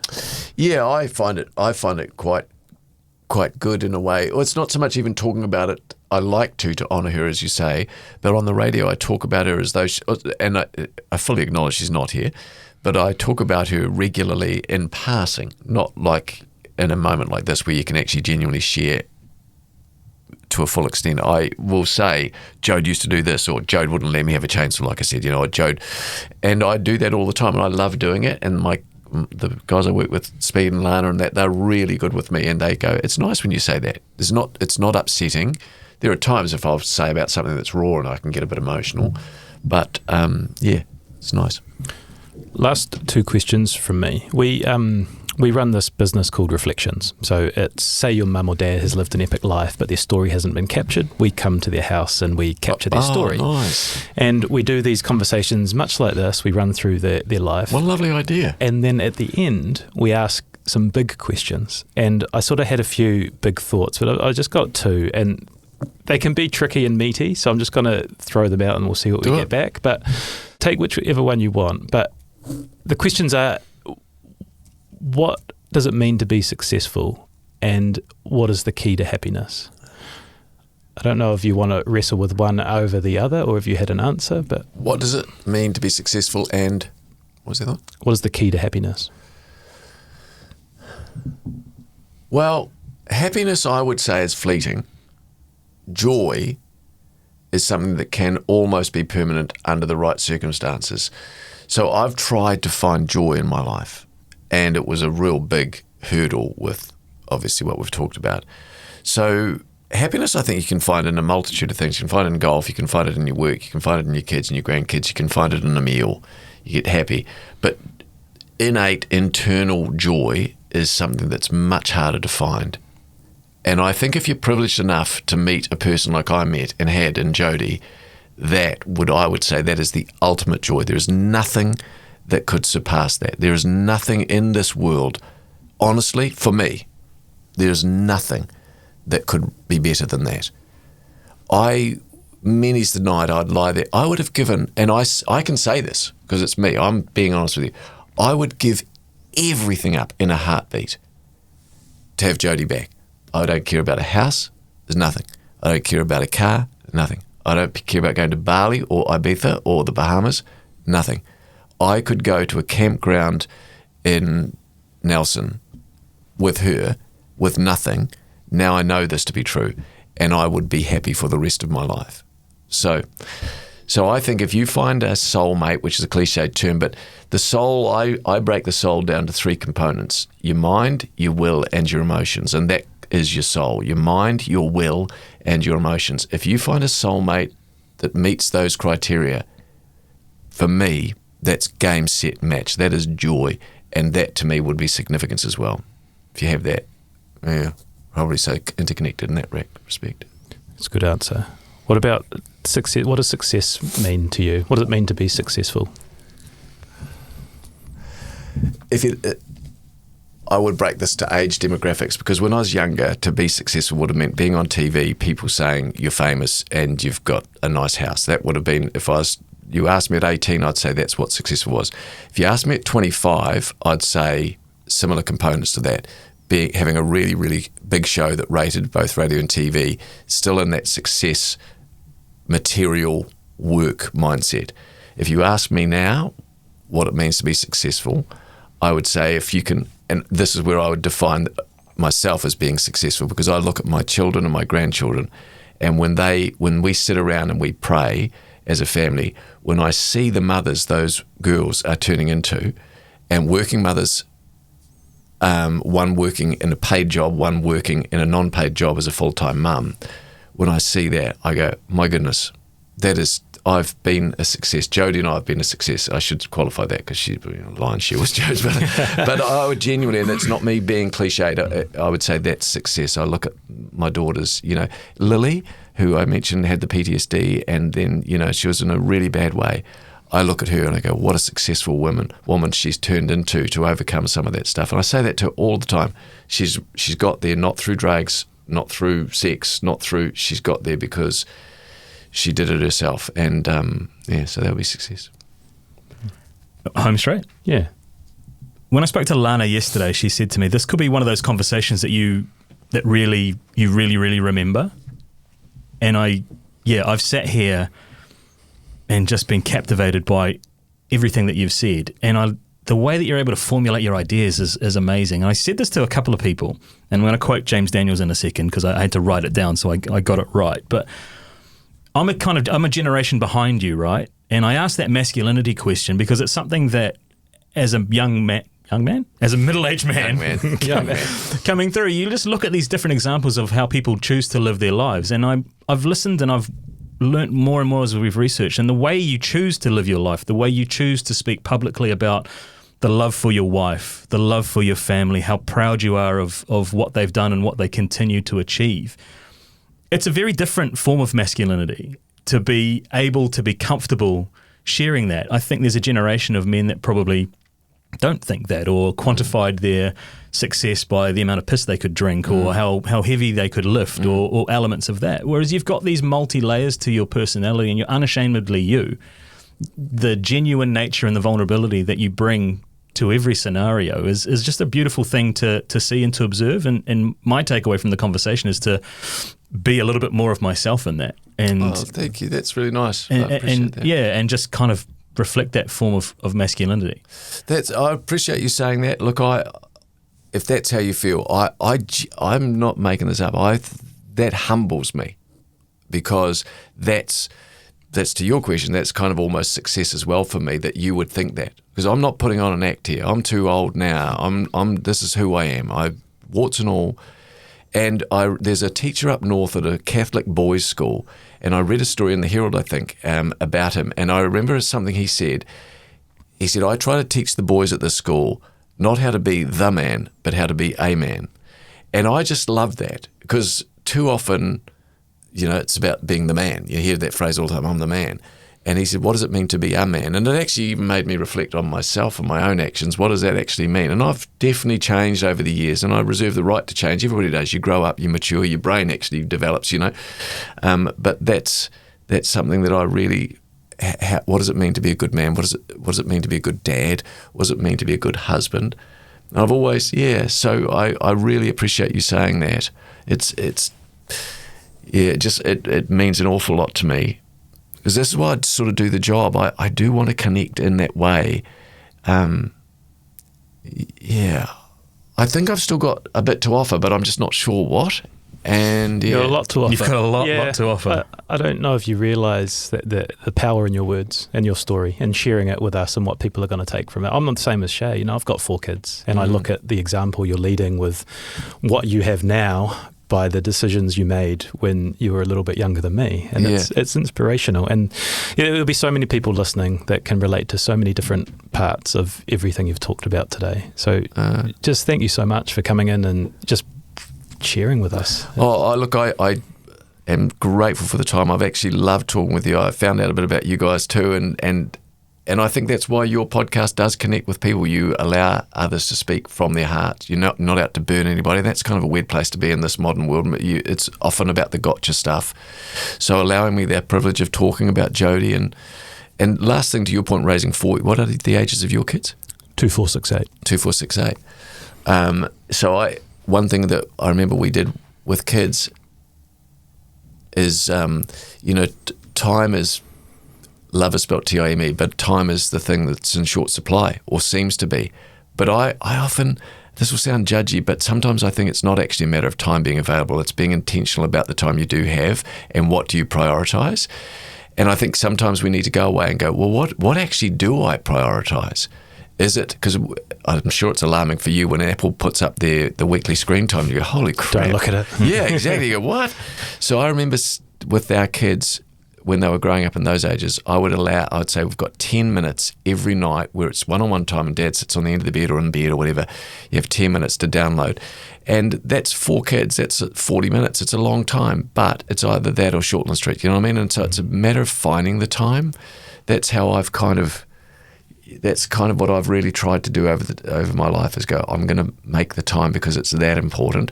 There's another book I read, this guy called Harold Potts, and he was the world's first billionaire. And when he was asked by a journalist what's the best investment he ever made, he was the world's first billionaire. And the journalist said, so what's your greatest investment you've ever made? And he said, to invest in family.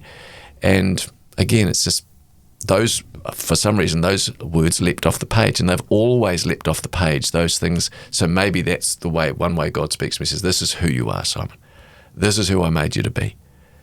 Invest in family, invest in people that you might make a bit of a difference in their lives. And so I think I'm a selfish person by nature, so I'm really trying to address that and go, okay, you're going to have to get out to make this time available for others now when I don't really want to. Maybe that's where my future is. But before we close out, there was one thing I asked James James Daniels, your former host at Newstalk ZB. I asked him kind of what makes Simon special, what made Simon special, what's his secret sauce? And he introduced a concept to me that I wasn't familiar with. It comes from Te Ao Māori, and it's ihi and wehi. I'm not sure if either of you have. So I wrote this down so I get it right.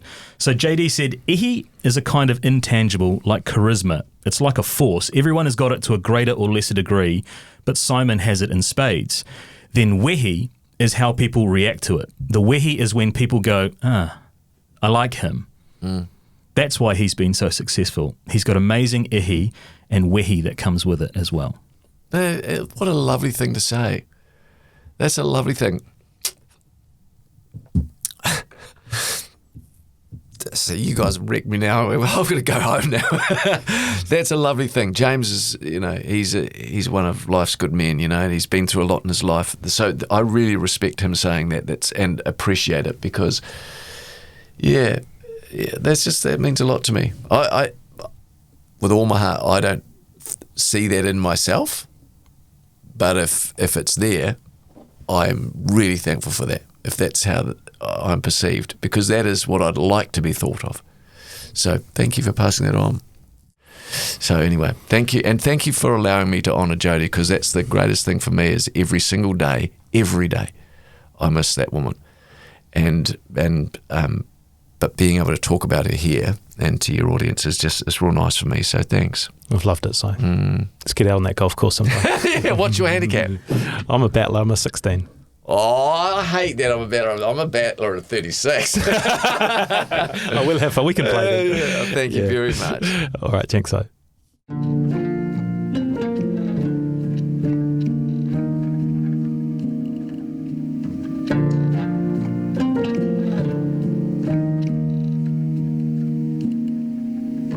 Darling, you're going somewhere. Why don't you take me too? We could go on a journey. I could take care of you. Garfunkel's got his Simon. Batman's got Robin too. Everyone's got a partner trying to help them through. 'Cause it's hard to travel alone, so you might as well just take me. You might as well have company. And if you should fall in love, it wouldn't be the worst thing, 'cause you wouldn't be the only one.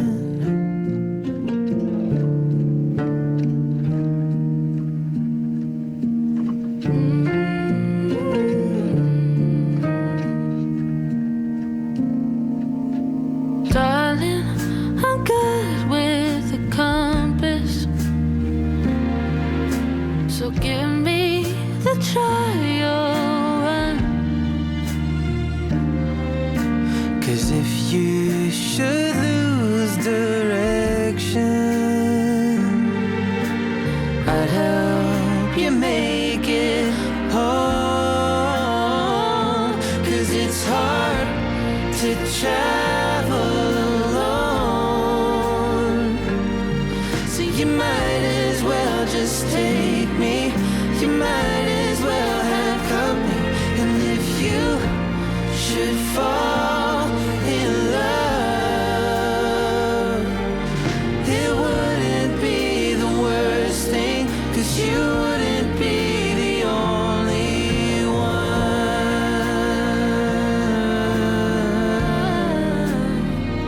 The only one. 'Cause it's hard to travel alone, so you might as well just take me. You might as well have